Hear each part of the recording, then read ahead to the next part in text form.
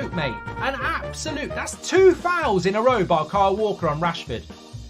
No, no, no! He's put it in the back of the net, mate. He's done the brace. It's 2-8! No, no, no, no, no, no, no! That's the joke! Absolutely disgraceful performances. You have disgraced the city of Manchester. That is absolutely ridiculous. Why is he on the bloody pitch? Why has he even been bought? He got a bit of crump, Banana. How's that crump? Oh, got a bit of crump. We are the dumbest football team in the world. It's game over. The final nail in the coffin for Man. That's a foul. He pulls him back. It's there. Cheating bastard. Cheating city bastard. Cheating bastard! Cheating bastard! Cheating bastard! All by myself,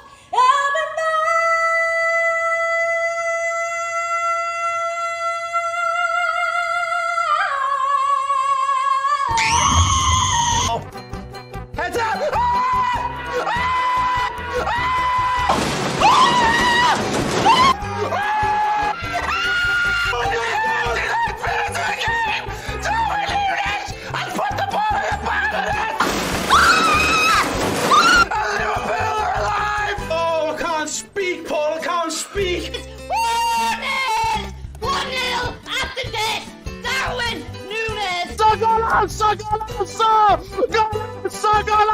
Golazo!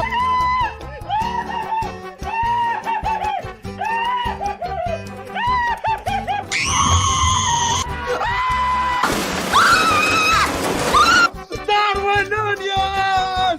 Darwin Núñez! Goal, goal, goal, goal, goal! You just got that easy! On the other doors! Darwin!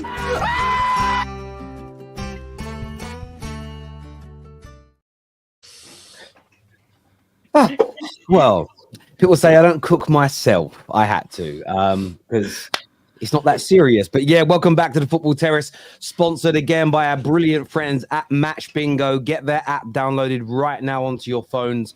Scan the QR code above my head or click on the link below. There's lots of free cards to give away. A big game to get your bingo cards for tonight with Sheffield United versus Arsenal. More on them a little bit later. Brilliant panel for you tonight. We're joined by Kate. We've got Tom Little. We've got Man Like Don. We've got Rory back in the house. And of course, the man, the myth, the legend, Have Hope, is back with us again. And I was going to start with the Manchester derby. I know that some people have got to shoot, though, a little bit early. So we'll come to that a little bit later in the show. I wanted to start with Chelsea, just I know time-wise. I don't want to, get through the opening bit and then the Chelsea fans have got to shoot. What did you make of it this weekend, Have Hope? Because, took the lead, but then collapsed, came back in the end. Talk to us. To put it simply, Pochettino is a bomb. We have a loser in charge. That's the key thing. And I'm actually happy that suddenly that these fans are now actually coming around. So, but let's keep it clear because we've got to keep it a stack because Alex Goldberg, Con, CFC Mod, all these guys there, these guys were all jumping up and down when we signed a loser to take charge. And Kate, you will know this guy specifically. This is the same clown who started a dude who had not played for 2 months in Tottenham's biggest game in their history.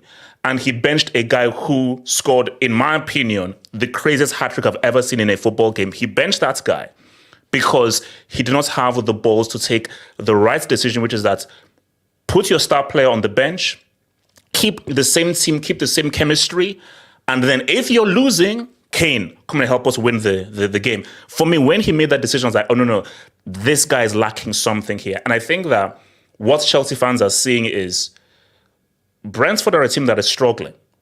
In that second half, we were completely outplayed.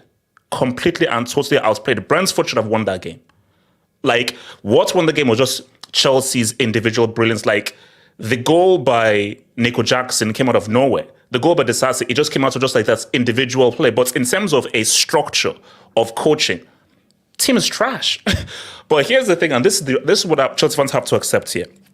Poch out, get rid of Poch, get rid of Poch. That's not the issue. The issue is those Claire Ocean idiots who own this club. Because these guys, they want a yes man. We had a chance to sign Nagelsmann. And Nagelsmann was like, hey, I'm one of the hottest young coaches out there. I've just been sacked by Bayern. I'm ready to take over. What do you want? We hesitated, blah, blah. He's like, okay, you're obviously not serious. I'm out. And then what do? We hire Pochettino. And why do we hire Pochettino? He's a yes man. Because the fact of the matter is, and Chelsea fans have to accept this, we are a glorified orphanage. It's a glorified orphanage. Like, this is DiCaprio FC. It is DiCaprio FC. We have a 22 and under age policy of signing players. So once that is your policy, and once your policy isn't, because there's these guys, they're not about winning. They have turned us into a mid-table club. They're not about winning. They're no standards. They're not benchmarks. That's clown Pochettino. He's high-fiving guys and dapping guys up after you've just escaped with the draw against Brentford 2-2. So the standards have dropped, but I'm just happy that now, when you just look online, a lot of like the big Chelsea voices are like, no, this is nonsense. I've been saying this before, that look, that Chelsea have been trash under this guy all the way through. I hear you on that have hope. Don, and I know my manager's been doing this, so I want to try and stay away from the whataboutery because we'll get onto United later. But the way Poch is talking, that things are good, the performances are there, people have got to be patient, he doesn't understand what the criticism's about. How delusional is this man right now? And I genuinely, because I read it and thought, no Chelsea fan is falling for that, surely. Bro, I don't get it. I honestly don't get it, Terry. And then he complains, he's surprised that people are now booing him. You know, I was at the game the other day against Brentford and people were singing fuck off Maurizio, bro. I was singing it loud, bro. Loud as making sure everyone around me singing as well. Let's all sing together. You know what I'm saying? Like choir. You know what I'm saying? Because this guy's not good enough. And he'll come out and he'll insult our intelligence, like you're saying, and say that he's happy with the performances. How can you be happy with what you're watching? Not once, Terry, have I seen the accountability. Not once. Jackson's 22. He literally came out the other day. I don't know if you've seen the interview with Jackson. He spoke about his performances. He said, I'm young, still learning. I can do better in front of goal. I'm gonna keep going. I'm gonna keep pushing myself. Yeah, I should have way more than the amount of goals I've got right now because he's missed some big chances. How can a 22-year-old come out and be brave enough to show some accountability to the fan base? Right? Because if you remember, the fan base were onto Jackson early on in the season. You know, telling him, you know, it's not good enough. He's coming off the pitch, he's arguing with guys, and he still has that accountability. Which hasn't been good enough, and not once have I heard him speak about how bad he's been. You know what I mean? It's always, the circumstances, injury. There's this. You know, we haven't had enough rest. We haven't had enough this. There's always something else other than just you. Look at yourself and look at how you're underperforming. You have not been good enough. And that's why the fan base are now sick of it. Because it's like, bro, when we're not idiots, you know what I'm saying? Like, I've said this on a few streams already. We're not casuals. We're not there day to day. We don't train the team. But end of the day, we're not stupid, Terry. We've watched football long enough to know what this guy's doing, and he's making a lot of basic mistakes. Week after week, he decides to do something different. You know what I'm saying? Week after week after week. When do we ever play a back five, my bro? When do we ever play a back five? Brentford Thomas Frank literally came out a day before and said Brentford haven't got a single defender that starts for them week in, week out starting that game. That should have been alarm bells in your head to go and attack them and go for the kill. Brentford had 10 losses before we played them. 10 out of 12 losses before we played them. They already beat us at the bridge. Yeah, it was time for us to go there and go and now beat them. You know, right now when they're on their last legs. But we still couldn't do that. We were negative, bro. We were negative, and it goes from the manager. His mentality is not good enough. It is really not good enough, Terry. You know what I'm saying? So the quicker we get rid of this guy, the better. We've got an 8-day break now between our next game. Yeah, we've still got things to play for between now and the end of the season. Because funny enough, we could find ourselves back at Wembley again. I don't know how that's happened, but we can actually find ourselves back at Wembley. Last season, left it a little bit too late with Graham Potter. We can't do the same with Poch. We cannot carry on with this guy until the end of the season. Yeah, because the players right now, they're still playing for him because they've got a little bit of pride. They know that they're better than what's being showed right now. And like Havolper said, we score goals from individual moments. Individual little bit of brilliance is where we score from. But structurally, we are a mess, bro. Second half, I'm looking at the pitch here. It's very clear for me to see because Brentford is a small stadium. Very nice stadium, yeah? I'm seeing Gallagher playing right wing. I'm seeing Enzo Fernandez playing left wing. I'm seeing Caicedo left by himself in the midfield. In the first half, I saw Palmer right wing. Second half, all of a sudden, I'm seeing him playing as like a false 9. Then he's dropping in as a left winger. Then he's going into midfield. I was looking to Alex next to me like, what is going on with the structure? Everything's a mess. Absolute mess, bro. You know what I mean? So I just say, I actually want to even ask this to Kate, because let's just sort of dispel this myth. My view, I'm just going off what's Don said, my view is Pochettino, yeah, he contributed to that UCL run. But in my view, I felt that UCL run was much more about individual brilliance instead of excellent tactical, strategic execution from Pochettino. So in your view, that UCL run, was it? No. The individuals showed up. Like, Pochettino just sets like a basic blueprint, but it wasn't about his tactics. Like, for Fergie and I tried, but it's his tactics. Pep, it's his tactics. For that thing, it wasn't really Pochettino's tactics. The blueprint was there. Individuals executed and showed up. Yeah, I think you're right. I mean, it's one of those ifs, buts and monkey nuts that we'll never know the answer to. But I do think had he been brave enough to not play Kane in the final, played Mora and made that decision, then it could have been a different outcome because Liverpool were there for the taking that game. But like I say, it's something we'll never know. But there was questionable tactics when he was with us. His in-game management was questionable at times. His subs were awful. So, yeah, I get it. I get Chelsea fans' frustration. I think if it was still the Abramovich era, he'd have been gone weeks and weeks and weeks ago. But you know what's so weird about it as well, Kate? Yeah? What's so weird about Terry, before you come in, yeah? You would have thought that this guy just started managing last week, bruv. This guy's been managing for a long time. I expect more from a manager that came to the country when he couldn't even speak English, bro. Do you know what I'm saying? I expect more from this manager, bro. I hear what Rory.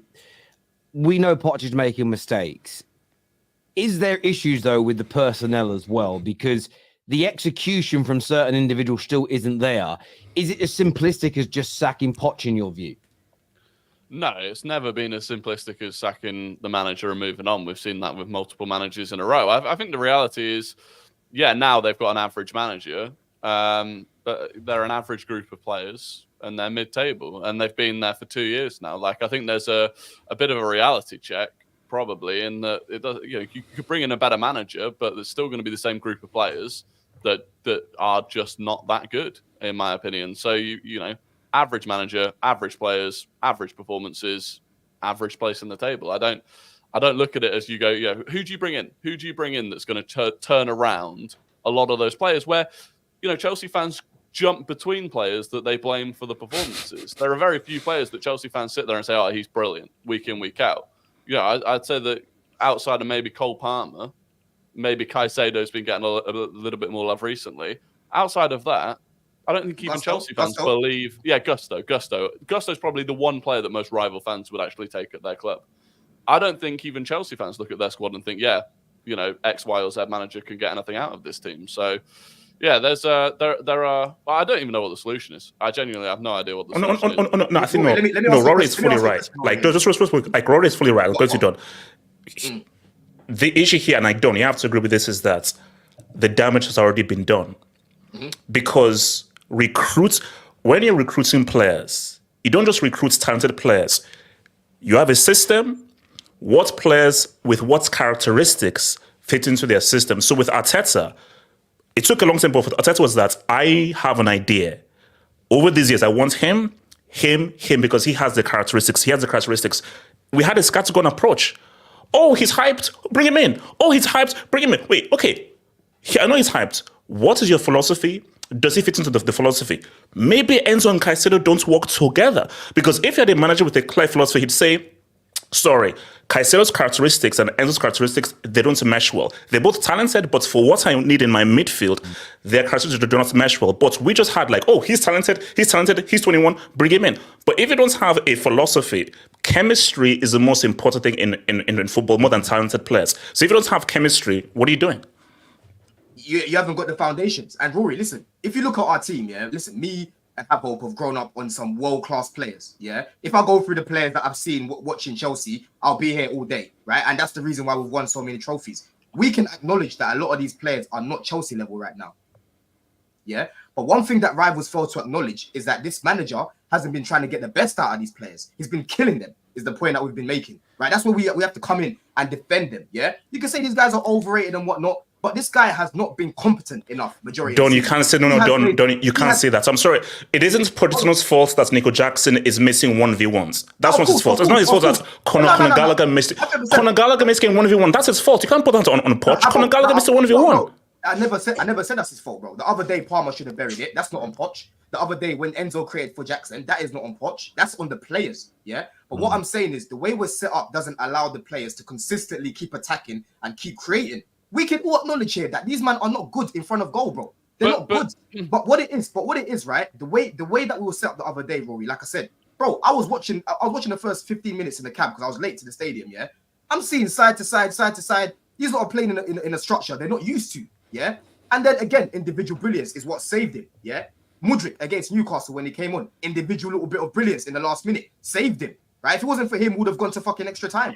You know what I'm saying? So these guys are not good in front of goal. We know that, right? But this guy, he has not been able to do the basics, bro. When you say, "Oh, what manager do you want?" Yeah, I've got a guy that I think will be good for the players that we've got, right? Right now, uncomfortable conversations, but like I've said, this manager has not been able to do the bare minimum. I look at him and the decisions that he makes. It's like he's never managed before. Is the point that I'm making? Wait, hold on, Don. Who is the name that you want to bring up? What's the name? Bro, I think the Zerbi will be good with these bunch of players, bro. Another Brighton dude. So wait, hold on. So this will now be the 18th dude we're not getting from Brighton. What? I don't want to be Brighton 2.0. I don't want to be Brighton 2.0. I want to be Chelsea. I don't want to be Brighton 2.0. What the heck? Habo, let me ask you a question, yeah? For me, I like what I've seen from Alonso. Alonso is never going to come to Chelsea. Not right now when he's going to have all the options in the world. He's not going to come to Chelsea right now, yeah? In my honest opinion, I believe Graham Potter would have done a better job than Poch, because last season Potter was working with a bunch of players that didn't want to be here. Yeah, a bunch of players, a big squad of players that just didn't respect him. Yeah, if he came into this squad right now, these technical players like he had at Brighton, I reckon he would have done a lot better. But Poch is trying to use these man as if we're Liverpool, rock and roll football. We're not that. You know what I'm saying? We've got a bunch of technical players that want to combine together and build up like that. That's how they want to break down low blocks. Do you know what I'm saying? The only skeptical thing that only thing with Zerbi, I feel like he's got too much of a plan A. I don't see much in terms of the defensive side of the game. And he's coaching Brighton, which are different. Because also, Terry can tell you, let's rewind the clocks back to 2012, 2013. Yeah. David Moyes overachieved with Everton. So the notion of, wow, if Moyes can do this with Everton, man, imagine what Moyes can do with Man United. But how football works is, he went to United, different standards, different levels, different environments, and it just doesn't translate. Because if 1 + 1 = 2, if Moyes can do that with Everton, he can take United to a whole new level because he has more resources. It doesn't work like that. So don't be fooled into thinking that because De Zerbi is so good with a Brighton or with a Sassuolo, now when he now comes to a Chelsea where there's now higher demands, he'll now do better. It doesn't work like that. But can you acknowledge that he's not going to change his principles? Do you see De Zerbi coming in and deciding to just forget how he plays and then just go and do a brand new thing? That's basically what Poch has done. Poch has decided to do what he wants. Well, yeah, but by the sounds of it from the outside looking in, it looks like Pochettino is playing the way that he used to, with some changes, but the same principles the way he used to. But he doesn't have the right players. He wasn't bought the right players for it. So therefore, as Have Hope said, it goes back to the fellas up top who are in charge of all these decisions. You know who you appointed in Pochettino. He's not this tiki-taka, slow build-up manager. He is a bit of a chaotic, high-paced, high-intensity manager. Why buy all these slow players who can't handle a bit of intensity in the game? That's the problem. You could hire any number of managers, but if these people making the squad building decisions are making such childish and unfounded errors, you're going to be stuck in the same situation. It's true. Yeah, Rory, you're about to say something. I was going to say the problem is if you just go, if you go and get Graham Potter with a bit of flair, which is basically what De Zerbi is, you're going to end up with another manager who hasn't got any of his own players unless you go out and buy another crop of players this summer. So then you've got a load of Poch's signings who presumably were not, if they were bought with any sort of vision about how they play. Who's Poch's signing? Who have we got in the squad right now signed for Poch? No, but we have Tuchel signings. Sterling is still there. Yeah.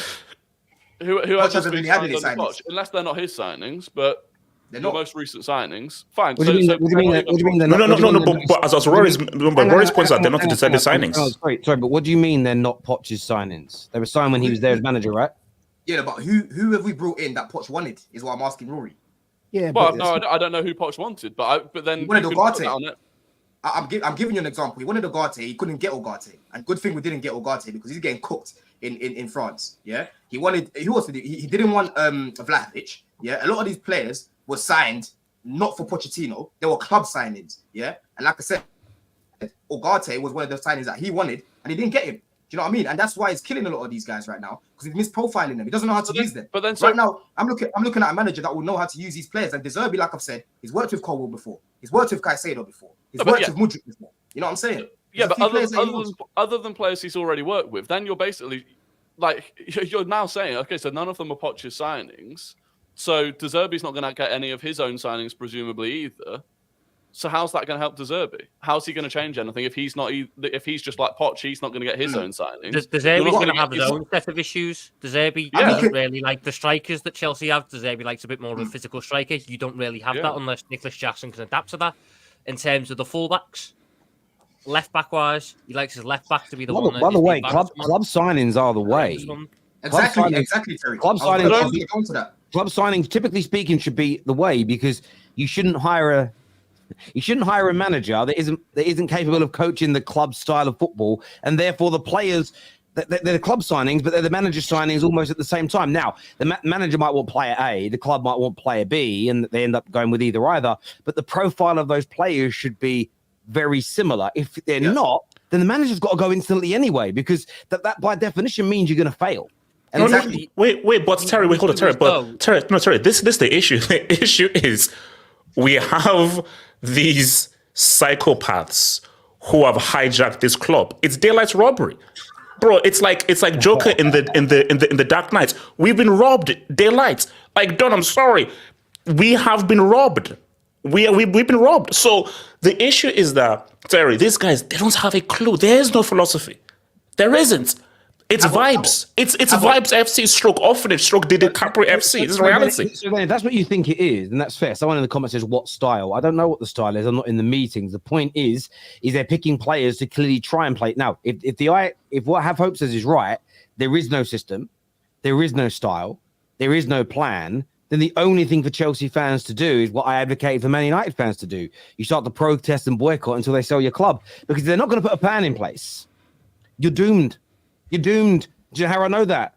My club hasn't had a plan for 10 years. Look where we are. Look where you are now. If you guys don't have a plan, if there is no set philosophy of football and you're not picking the right players for the right manager to all pull in the same direction, sorry to say this, Chelsea fans, doesn't matter how much you spend, you're finished. You are finished out here. So if Have Hope's right and you guys are pumping any money into that club, remember, you are literally killing your own football club. Yeah, Terry, I do think that they're signing players with similar sort of profiles that are able to play technical football. Yeah, and listen, what you've said about making squads like club signings is better.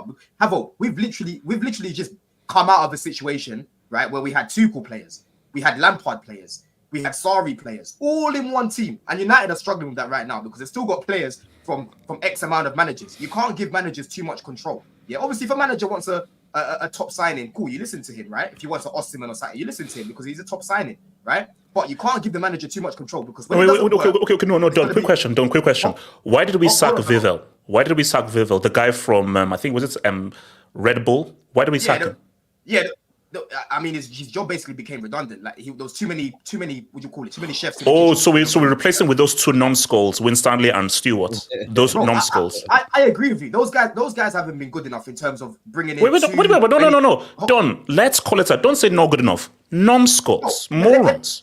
Let me. Okay, that's fine, Havo. But the point that I'm making here is that some of these players that have been signed, it's very clear that they're similar, bro. The Lavias, these are technical. Enzo, technical. Caicedo, technical football. Gusto, technical football. Yeah, there's a lot of players right now that they're not dissimilar. If you look at their profile, we need a manager. That's why I'm looking at Zerbi. We need a manager that knows how to use the players that we've got. Pochettino doesn't, like Tom said, he doesn't, bro. He's still trying to. I don't think you're overly right. I don't think Zerbi. I think Zerbi's a lot better than people give him. I think he'll step up. I don't know if Chelsea next is the right move. I think he might need something in between where he is now and a giant football club. We have some super chats here I want to jump into before we'll be talking Liverpool in a minute because there's been some controversy surrounding them this weekend. This is from Danny. Hope you're well, bro. Spurs fan says Chelsea fans that think Poch is the problem. They are deluded. Chelsea were creating more chances than most teams. Fact is, Chelsea players are overrated, is what Danny says here. Poch is your level, and he'll be there next season, is what Martin says. Hater.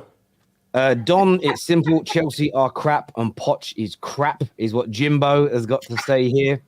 Big up Jimbo, man. Maybe the players lack motivation. Cool, Astrid. Did you bump into her at the weekend, by the way, Don? She's always at games. Nah. Well, you might have had a little picture. Do you know what I mean? Like she's very popular amongst your fan base. No, she's not. Oh, she is. She is. No, she's not. She's not. I don't get the hate, really. I just block her if I don't like her. I have, actually. Good. Exactly. That's the best way to do it. You don't like. So much bloody annoying, man. By the look on your face, young Tom, you look like a subscriber. Hey, Tom, you're on OnlyFans? Wow. Oh, Tom. Wow, Tom, I'm disappointed. Thomas, I'm disappointed. You're subscribed to OnlyFans? Wow.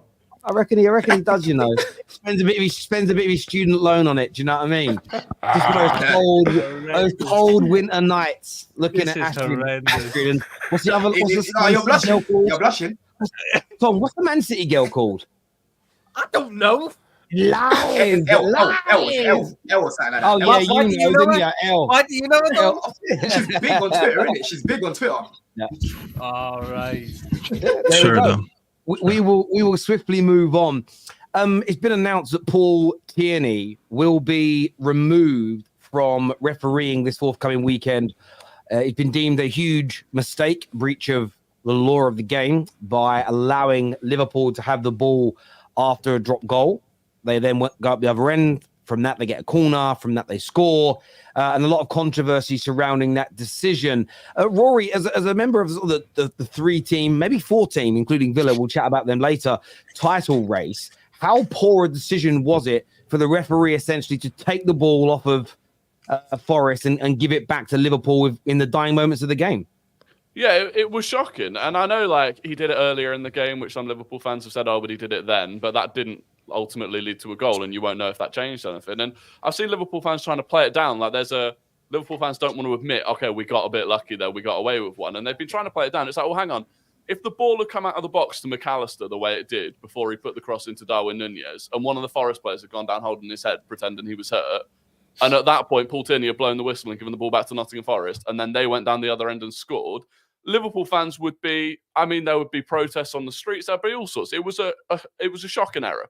And it affects the title race. And also, Paul Tierney's been taken away from refereeing this weekend, but put on VAR for the Arsenal game. What sort of punishment is that? So you're so bad at refereeing, you made such a big mistake, we're not going to let you referee, we're going to go and let you supervise another referee in a position where, if anything, you need to understand the rules even more. Or what are we doing here? This is the most mental thing I've ever seen. What do you make of it, Tom? Because obviously a lot of Liverpool fans earlier in the season said if we don't win the league, we can look back at the Spurs game and say that's where we lost it. Does this equal it out for you? Or do you think too much is being made of this? Do you think that there was too much time after being given the ball back for it to be inconsequential? It was 2 minutes after the ball. They had they got the ball back 3 times. They kicked it out for a throw-in twice at a corner once.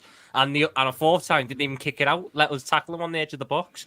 Look, by the letter of the law, did Paul Tierney make the incorrect decision? Yes. It wasn't the reason we went up the other end and scored. It wasn't. That's the matter of fact. Does it balance out the Tottenham game? No. Not at all. Because us getting the ball back after a drop ball is not the same as us scoring a perfectly good goal and it getting ruled out because the VAR official didn't remember what the decision was on the field at the time, so gave the wrong one. They're not worth the same weighting. Did we get a bit lucky? Sure. You need a little bit of luck in these sort of things. It again just points to the crap standard of the refereeing, but nothing's going to change because nothing has changed this season. Ultimately, we got away with one. We saved our arses right at the end because we were not very good all game. But that's all that matters. I really do think there's been so much made out of this, though. So much made out. There's interviews with refs and Mike Dean's having his piece and Clattenburg's back involved. Apparently he works for Forest now. You would think we robbed them. You would think we handballed it. We threw the ball into the goal the way the carry-on's been. The fact of the matter is nothing couldn't clear the ball. Tom, hand on heart. Wait, but Tom, you know why though, Tom? Hang on, guys. Let Rory go, and I'll go to you after. Tom, Sorry. if it had happened the other way around, right, and Tierney did that where he gave Forest the ball back when you were on the attack and you had the ball, and 2 minutes later they scored and they won, are you honestly telling me you'd sit here and go, "Oh well, it was just a bit of a mistake. It didn't change." That's what I said. That's what I said, Rory. The irony from coming from a Liverpool fan is crazy, bro. It is crazy, bro. You lot would have been singing about it for 2 weeks. Paul Tierney's home address, where his kids go to school, would be on the internet right now. Anything, literally, and this is what I would say. Right? I think it is it's a mistake. I agree with you. They could have cleared the ball and things along those lines. And I defended Liverpool. Where I do agree, though, is that if it was the other way around, there would be just as much noise. I don't think there's noise about this. I agree with what you're saying, Tom, that they had chances to clear it after that. I'm not changing my mind on that. But to say that there's only noise about it because it's Liverpool, you, man, would be making huge noise if it was the other way around, surely. Would I be annoyed? Yeah. In the same way that I've said, a mistake was made and they've got a right to be annoyed. But ultimately, I would be pointing the finger at the fact that we would have had 4 separate chances to clear the football and my striker's trying to dribble it out on the edge of the box. Or my right back is trying to kick it out for a clearance and just boots it out for a throw-in instead. I don't believe you, Tom. I don't believe you. You know, I don't believe you, because when you saw those penalties that should have been given against you guys, VAR, you literally went on Twitter and tweeted saying that they weren't penalties, bro. I don't believe you. Everything that you're saying right now, everyone's looking at you like, this is Tom. No, wait, but Tom, you know what it is though. Hold on. Are you on about when we beat us 4-1? When you beat us 4-1, I have always said the Nkunku one was a pen. You said the other one wasn't. You said the first one wasn't. No, because the first one's not a pen. The Gallagher one's not, but the Nkunku one is. Oh, come on, Tom. We're not going to get into that game again. But I'm just trying to understand. I'm just trying, again, what is the correlation between that and this? Because didn't happen 2 minutes. There was 2 minutes between this one.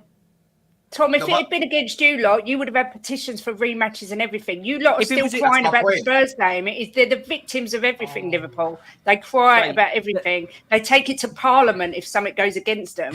So that's why it would be so different if it had gone like against you. We would never hear the end of it. Exactly. No, but Tommy, do you know what it is though, Tom? I think, look, the fact is that everybody feels that there is a bit of a slight conspiracy. It's Klopp's final season, and everybody wants the Disney Plus story.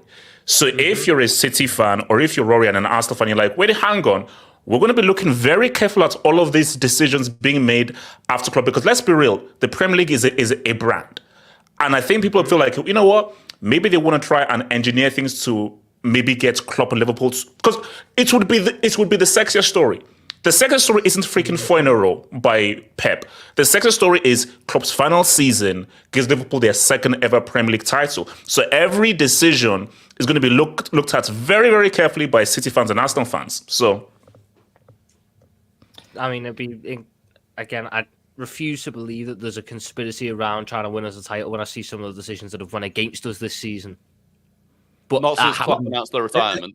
No. Not since Klopp announced. I'm saying that ever since Klopp announced that this is his final season, forget everything before that. It's when Klopp said, this is going to be my final ever season, things have changed. So now Arsenal fans and City fans are like, okay, let's look at these refereeing decisions since Klopp has announced that this is going to be his last season. I don't say I believe it. I'm just that this conspiracy is out there. What controversial ones would there be though? But bar yesterday, what other controversial ones has there been where you go, oh, that's a right howl of that and this, that, and the other? You could probably look back to the couple. You could probably go back and look at the couple of penalties that I want to say it was Chelsea should have conceded. You should have conceded. Chelsea should have had 2 penalties against you. Robertson smashing into his back and things like that. So I think there's been some off the top of my head. There's been some the Palace game as well. In that match. So I think there have been a couple, Tom, which again, I've called out because even I've defended Liverpool every bad decision you've had go against you this year, but I'll also call out the ones that go in your favour because I think we have to stand up against poor refereeing, irrespective of who benefits. However, if there is a conspiracy to get you guys to win the league and it stops a 4-peat, I will be happy because then it stops. it will stop the most difficult record to ever be in the history of English football. And anyone that doesn't want that to be stopped, I think, is an absolute freak. I genuinely mean that. You're a freak if you want City to win the league over Liverpool or Arsenal. I think you're crazy. I think you actually, I think your view of football in terms of what's important is warped to fuck. I genuinely mean that. It's great. It's all about trophies and records. Why do you want a team to achieve a record your club can't ever get to? That's a madness to me. It just doesn't even make sense. No, Terry, I'm with you. Like, let's just be real. And let's just keep it a stack. For Chelsea, it is what it is. We've been hijacked by the Americans. It is what it is. There's an evil timeline and there's a good timeline. The evil timeline is Pep doing 4 in a row. That's the evil timeline. The good timeline is it's either been Liverpool or Arsenal. You see, people say, "Oh, you're a Chelsea fan. You say hate Arsenal." How can I hate a club who have 0 UCLs? How? So my thing is that fine. For me, Pep getting 4 in a row would be disastrous for the Premier League. That would be disastrrous. I'll tell you why. I'll give you a theory. I've got a conspiracy theory for in sport. I think they stopped Lewis Hamilton winning that title a few years ago. He'd have won the most amount of titles ever, right? So what that does, it's a great moment. But then what does that mean the next year? The next year, no matter who wins it, it's an anticlimax. It's like, wait, you got one or he won it, but it might take 50 years now to get the excitement levels that high. But if you take it away from Lewis Hamilton, and then other youngsters and up and comers start winning trophies, he goes a few years without winning, the anticipation is there still. If City win that 4-peat, I almost feel like, yes, your team, you'll be happy if you win it the following year. But it's all about beating each other's records. It did that in the Premier League after United did the treble. For 2, 3, 4, it took until the Invincibles, like 5 years later, for there to be a real buzz back again. So I'm not saying it's happening, but we've seen it happen in sport before. I want to go to some super chats here, people, because they're important. This comes from Morton, who says, Ryan Yates starts outside about 15 meters, storms in and jumps from 5 meters with his foot straight out at head height. If he had hit Konate in the head, I dare not think what could have happened. And you are hung up on who got the ball. So he's saying even though there wasn't contact, it should have been a foul anyway. Well, he's wrong. So there you go. Firstly, happy birthday! Is it your birthday, Tom? No. It's Tom's birthday every day. Well, happy birthday, Tom, man. Happy birthday, bro. How old? Happy birthday, Tom. Happy birthday. Happy birthday. Is it your birthday every day? Because every day when Astrid posts a new picture, you get an update. Is that what it is? Every day giving. Every day birthday. Thank you. Rory's spitting facts. Liverpool fans would riot all around. Tom ain't being honest. Mentality monsters. They see themselves as eternal victims. Come on, you gooners, is what Jason Martin says here. The Arsenal fans, let's keep it real. The Arsenal fans spent all the aftermath of the game crying about the fact that we scored in the 98 plus 32 seconds. Like, they haven't done that multiple times already. So how could I'm all right? I mean, I hate that notion anyway, but Arsenal fans have spent everything crying about every little aspect of this goal we scored against Nottingham Forest. Everything. Apparently, they played over the time. There was this, there was that, there was this, there was that. Ultimately, did we get lucky? Yes. And I'll maintain that. We got a little bit lucky that the referee made the wrong call. Nottingham Forest should have just cleared the football and then the game's over. The game's done. Instead of trying to dribble it out on the edge of the box. I'd hate that if that was my team. I mean, when you played Spurs, if you had 2 players that just didn't get themselves sent off, you'd have been all right, wouldn't you? Yeah. Yeah, if we had a VAR official who just understood offside and but both your red cards were red cards, weren't they? No. Yes, they were. They were red cards. That element. Yes, they were. 2 yellow cards. The referees have come out and said the Jota one wasn't a red card. There were 2 yellow cards. The referees have come out and said Jota shouldn't have got a second yellow for that challenge. The referees have also come out and said the mistake made by Paul Tierney is so egregious, it's unbelievable. So you believe in the referees on one but not the other? Yeah, both were wrong, which is why I've said it. I said we got away with But you one. We played got one down. I'm just saying you sound a little bit hypocritical here, young Thomas, Mr. Wet. That's crazy. That's crazy. Terry, can we try to be objective here? Has any one of these people watched the game? In the first half, the ball was given to Forest. How about we talk about that? Well, look, this is the thing. I personally didn't see that happen, so maybe it did. But if a goal had have come from it, I'm sure we'd be talking about it. So, and it's in the dying moments of the game. They were on the attack, but it's a fair point. Liverpool make up for 20% of all bad VAR decisions. Caicedo went to Chelsea for one reason. They are gonna have to hold that. Nottingham Forest can cry all the best, is what Jack Howe says here. 58 games unbeaten for Rodri. Yes, it is 58 games unbeaten for him. Thank you. Kate's only fan page is top class, Terry. I love it. That's from your husband, by the way. Everyone, just so everyone knows, that's her husband that said that. Do you have an OnlyFans, Kate? Is it like you and Jimbo together? No, it definitely is not. Honestly, it's just so embarrassing. I don't know why he comes on here. Go on, Jim. That's funny. He has you on there so he can sit there on OnlyFans. And you're not looking over his shoulder. That's what it is. Let's have a look at some more of these super chats. You're telling me, Tierney says, yeah, Liverpool will score this now on that call. One clearance on that play from Nottingham Forest, and the fairy tale is over. Come on. What do you say to that, Rory? It's these small decisions can lead to bigger things, and it's not only the fact he might not have known that Liverpool were going to go up the other end and score, but he would have known that it meant that Nottingham Forest weren't going to get themselves a winner because they were beginning to build a little bit of momentum themselves. So, I actually genuinely think he just made a mistake. I don't actually think there's a conspiracy. Yeah. He did make a mistake. It is a big mistake. And if any of us conceded a goal like that after that moment, we'd all be complaining. So, but there we go. Every fan would defend or rage about the ball. Listen, I hear you on that, but as I said before, we should be coming out and condemning bad decisions even when they benefit us. It's the only way to fix refereeing. But that's never, ever, ever, ever going to happen. I remember Liverpool fans, like Rebecca, if you're watching, hope you're good, Rebecca Arnold, saying all fans need to come together in these moments. I said, but I bet you won't when it benefits Liverpool. She went, I will. And I remember that a week or two later, one benefited her. I said, where's your tweet? She went, yeah, I'm shameless. And that's just the way fans typically are. So we're all terrible. Tom and Astrid on Straight Facts. Book it. Oh, not a chance. Loves it. Jota's first wasn't even a free kick, Terry, versus Spurs. I think it was, but there we go. Liking the beard growth, Staffy. Yeah, it's looking good, bruv. Getting them beard oils in. Thank you. Yes, I did tell him I'm buying a beard kit, so it arrived a few days ago. So Nice. give me a couple months. I'll probably look like you. It's because Ryan Yates, Kanate goes down. He doesn't hit properly, though, but grazes his head. He didn't. He was nowhere near him. There's another angle of it where he was about that far away from him. There we go. I haven't seen that angle. Who remembers the Spurs robbery and Arsenal handball against Liverpool? But Liverpool wins, got everyone shaking. Let's go, is what AK has got to say here.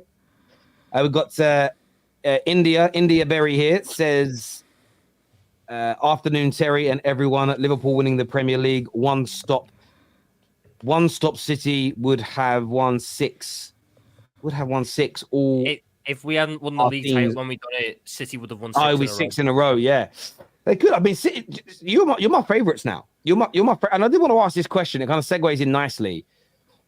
Is this the greatest title race ever? I've seen that question posed a lot on the mainstream media and a lot of places at the minute. Is it the greatest title race ever?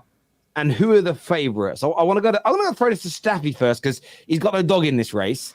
Is it the greatest title race you can remember or ever? And who do you think are the favourites now after this epic weekend? Is it the greatest ever? I need to think about this because I'm obviously going to be biased and I'm going to try to go back and see at the title races that United have won and probably pick one of these and be like, yeah, that was probably the greatest. I know people haven't been used to 3-horse races for a while, but back in the day, there was a lot of 3-horse races. Usually Arsenal would drop off a little bit too early, but it used to be a race up until at least February, something like that, but they would always drop off in after Christmas and January period and all that. So I'm gonna hold off on answering that question. But is it a good title race? It is a very good title race. And who do I think is the favorites? I just don't want City to win. If I'm being honest with you, I used my logic to who I would want to win, ranked from bad to worse, because all of them are bad scenarios for us. You know, Don will probably tell you the same thing, and Kate will tell you the same thing. We all have different ranks to who we would rather prefer to win. I think the worst one would be City, because honestly, they're just making a mockery out of this league at this point. How many would it be right now? 6 in the last 7, 4 in a row. I don't want to see that, do I? You know, and Terry, you made a very good point. I mean, if they do 4 in a row, what is the likelihood of us, any of us here, having one of our teams eventually be good enough to win 4 in a row or even 5 in a row to one up them? You know, so they're definitely the last on my list. I'd rather Arsenal win. I've said that before, and I say it again, even though people would like to say I'm an Arsenal hater here. You're my least hated team from the 3. Because worst case scenario, if Arsenal win the league, I'll just put my phone on flight mode and I don't have to see no more Egal TikToks or any of that. But if City win, there's records on the line. If Liverpool win, they tie our 20 league titles, which is not as bad as 4, because we can eventually win 1 and then go up on them again. But I'd rather Arsenal win it. But favorite, it's very hard for me to tell. Everyone has very good reasons why I think they're the favorite. It's Liverpool City, to me City, are just. I'll tell you why. 100% it's City. Listen, City to me, I mean, I just saw them yesterday myself, so it's not like I'm no stranger to watching City games. They're an absolute machine. They won 3 in a row. They have all the motives to make it 4 in a row. They have the best manager in the world. Anyone who would think that they're not the favorites is a little bit illogical. But Liverpool are doing stuff that I haven't seen from them in a while. They're not winning games pretty. They're not winning games with their full squad. They're not winning games convincingly. Most times, I would say they're not, in my opinion. But they're winning. And they've only had one convincing defeat this season, which is to Arsenal, because they got absolutely outclassed by Arteta and Arsenal that day. Other than that, I haven't really seen them play bad and just lose too many games. They only have 2 losses in the league so far, which just shows me like what happens when Salah's back and fit, what happens in Szoboszlai is back and fit, and Trent is back and fit, and everyone who's been out and injured is back and fit. It's something that worries me. But also Arsenal, listen, I'm not disrespecting Arsenal. I'm not dismissing Arsenal. There seems to be an obsession every time I come here. People ask me who's better, Rice or Bissouma. Let it go. That's the best what's for you. Focus on your title race. Don't focus on my opinions on Rice, because it doesn't matter at the end of the day. But Arsenal have a very good team, and they're pretty healthy right now. They've been in a good run bar the Porto game. And listen, they want redemption for what they did last year, which is battling the league after going 93% of the way. So they all have very good reasons.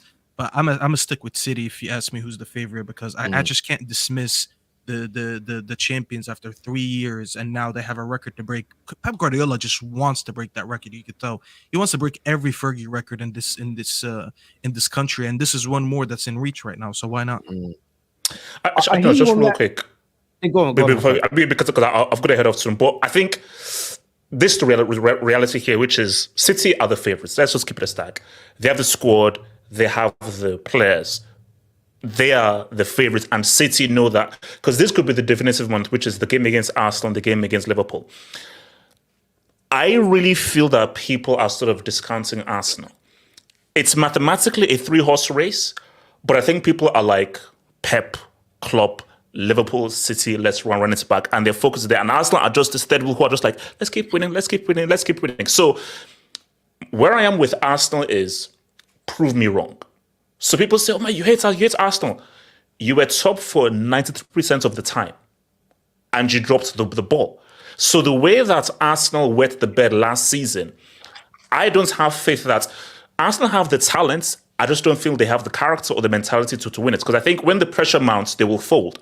So I need Arsenal to prove to me that keep winning, maintain a winning record up until that City game, and let's see what you do against City. Because if Arsenal maintain a winning record and they beat City at the Etihad, we're having a different convo. So as of right now, I need Arsenal to keep winning and then beat City at the Etihad. Or, no, they have to beat City. No, not a draw. They have to beat them. Because if Arsenal beat them, I'll take it seriously. But as of right now, my eyes are on Liverpool and City, but let's keep it a stack. City are the other favorites because they have the squad, they have the players that neither Liverpool or Arsenal have. So, my favourite right now is Liverpool, and I just say that although I know we had a bit of banter talking about the way they won the game, but the fact they got through these last 11 days, and I know they weren't all Premier League games, but they won them all. The fact that for the last 2 months they've pretty much been without their best player, goal scorer Mohamed Salah because of injury and AFCON. And the fact that they have maintained their advantage at the top, their winning mentality, the way they have got through. I've seen so many clubs, including City, by the way, who, when they haven't won league titles in the last 4 or 5 years, have blamed it on an injury or two. The fact they have persevered through all of that, they remain on top. No matter how good or bad they play, they seem to always win. I just feel like Liverpool. Even when I watched City yesterday, City are better than Man United by a country mile. But we still had 10 counter-attacking opportunities against them. Now, we only produced 2 shots from those, but that was because of bad final balls. And I actually made a decision. Every time we counter-attack, I wrote down the minute and what happened in it. And most of the time, Garnacho or mainly McTominay didn't find the player with the ball. But Liverpool's and Villa's and Tottenham's and Arsenal's would kill them in those circumstances if it was to happen. Well, I just see Liverpool and Arsenal are actually the better footballing team out of all of them right now. Arsenal are playing the better football, and their defense is the most strongest. They do not get penetrated against as much. They don't get broken down as easily. But I've just got this feeling that Liverpool are going to rise to the top. And I think a lot of it had to do with this farewell party. I think it's galvanized them in such a... And I mean it. I'm not talking about the referees or the Premier League helping. I'm talking about the galvanization of this squad, the coming together. And I saw this when Fergie, pretty late in the season, announced he was leaving. It made us an even better team. After we won the league, we just it was party time, but it made us an even better side. And I just think that's what it's done. I think Klopp's announcement, there were some Liverpool fans that thought, this could upset the apple cart. I think it's had the adverse effect. I think it's made them better. I don't know what you think, Rory, like as a goon looking at it, with the way Liverpool won at the weekend, their recent form.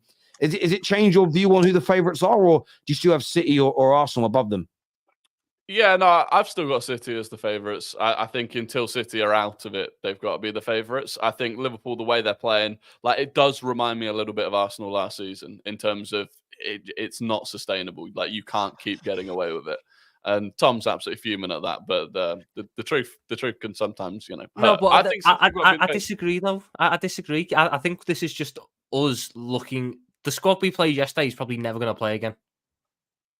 If you lose to City next weekend, do you think you come back?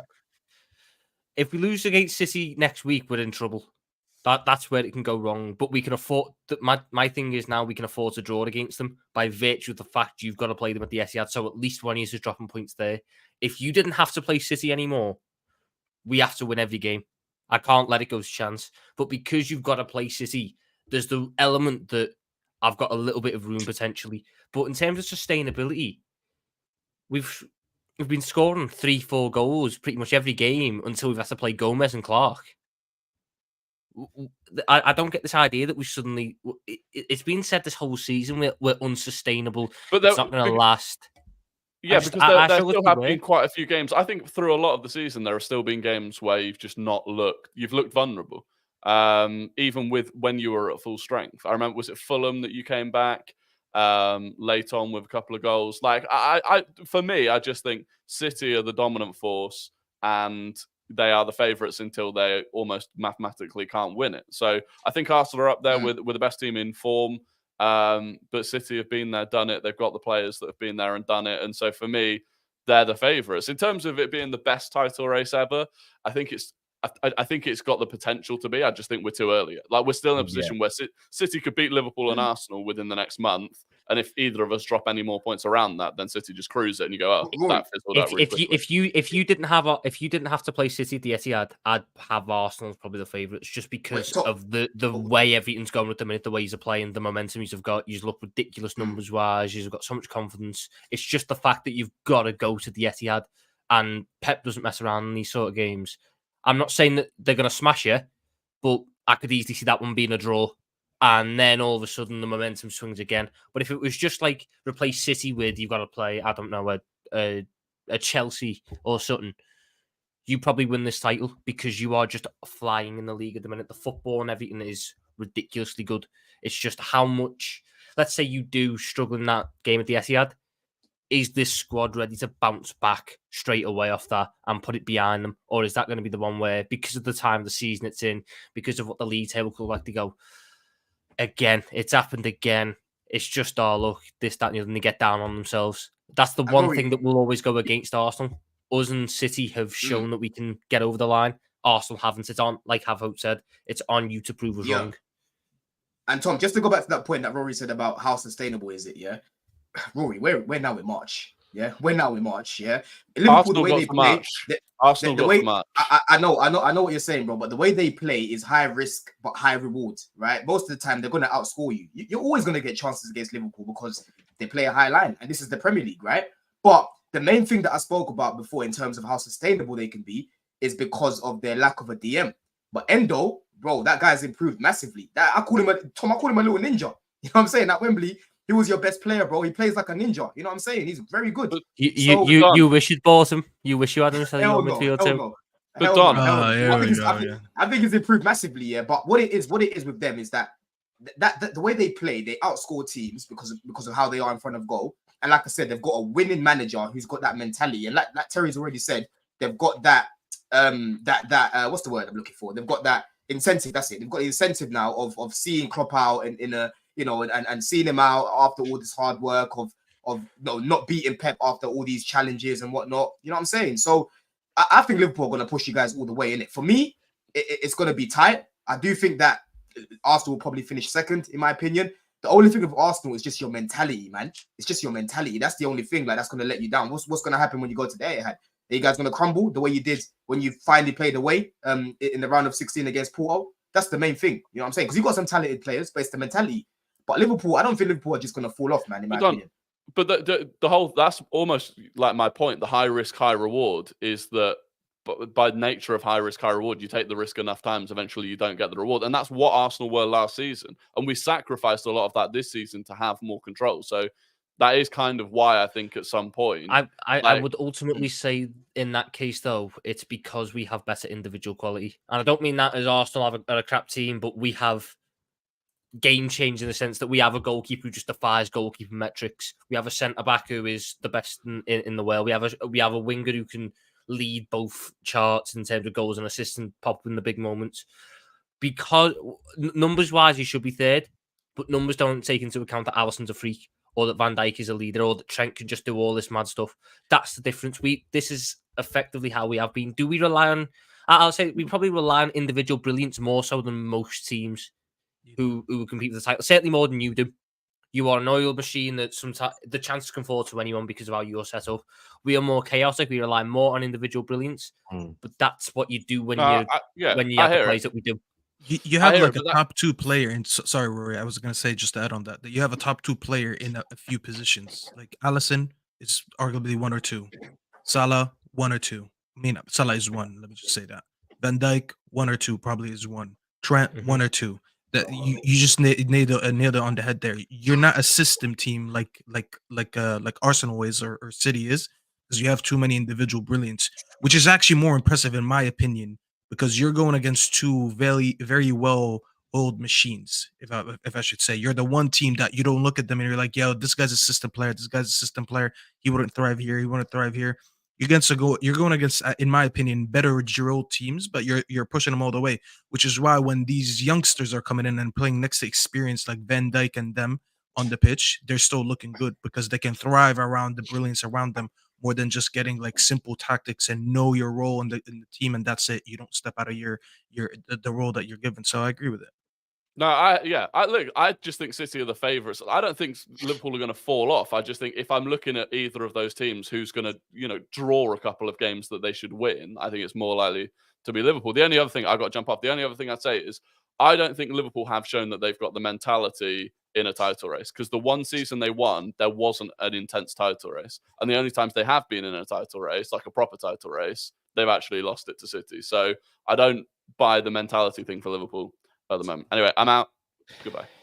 Cheers, mate. Thank you. Interesting points there. I want to throw another team into the mix because I thought they were going to they had a bit of a bad run-in maybe 4 or 5 weeks ago. But they looked as though they might sort of fade away. But Aston Villa are absolutely cooking again. And they're only 3 points behind Arsenal, who are in this title race.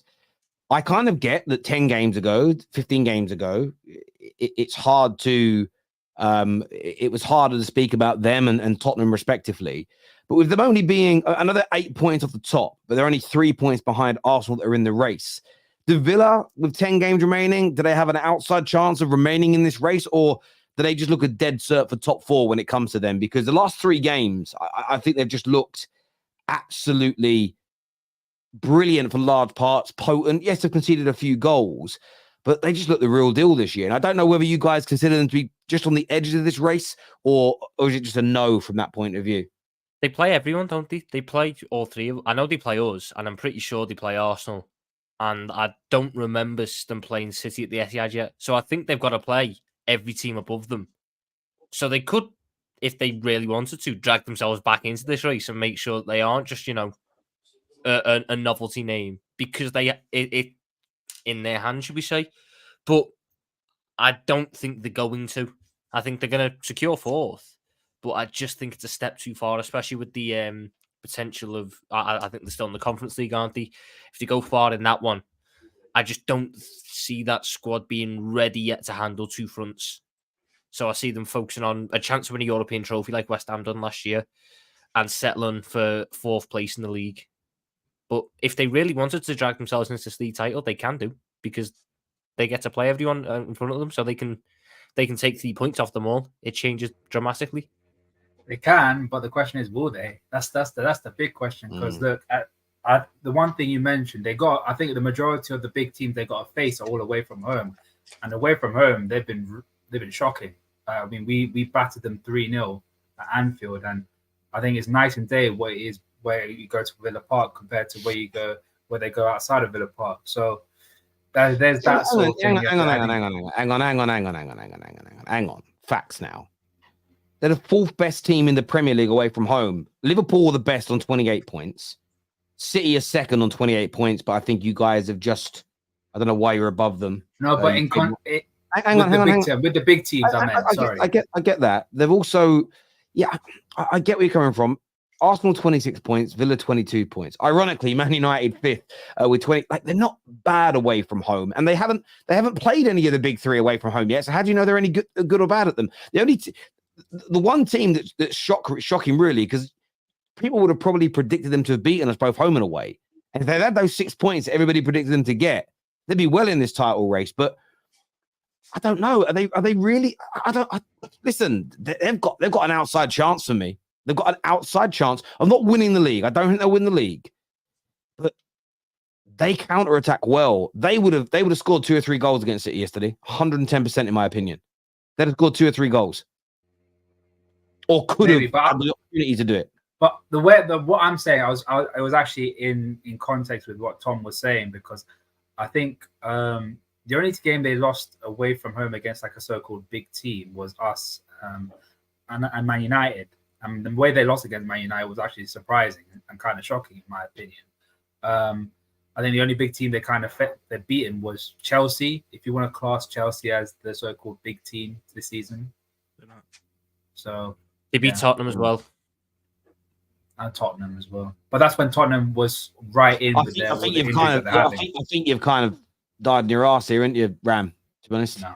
I'm still right. I'm still right. Away from in the league, they beat Spurs away from them. They beat Chelsea. They haven't played the teams. Context. You can't say they're bad against the big teams away from home when they haven't played any of the big teams away from home yet. That's a madness, bruv. And if anything, the situation suits them now.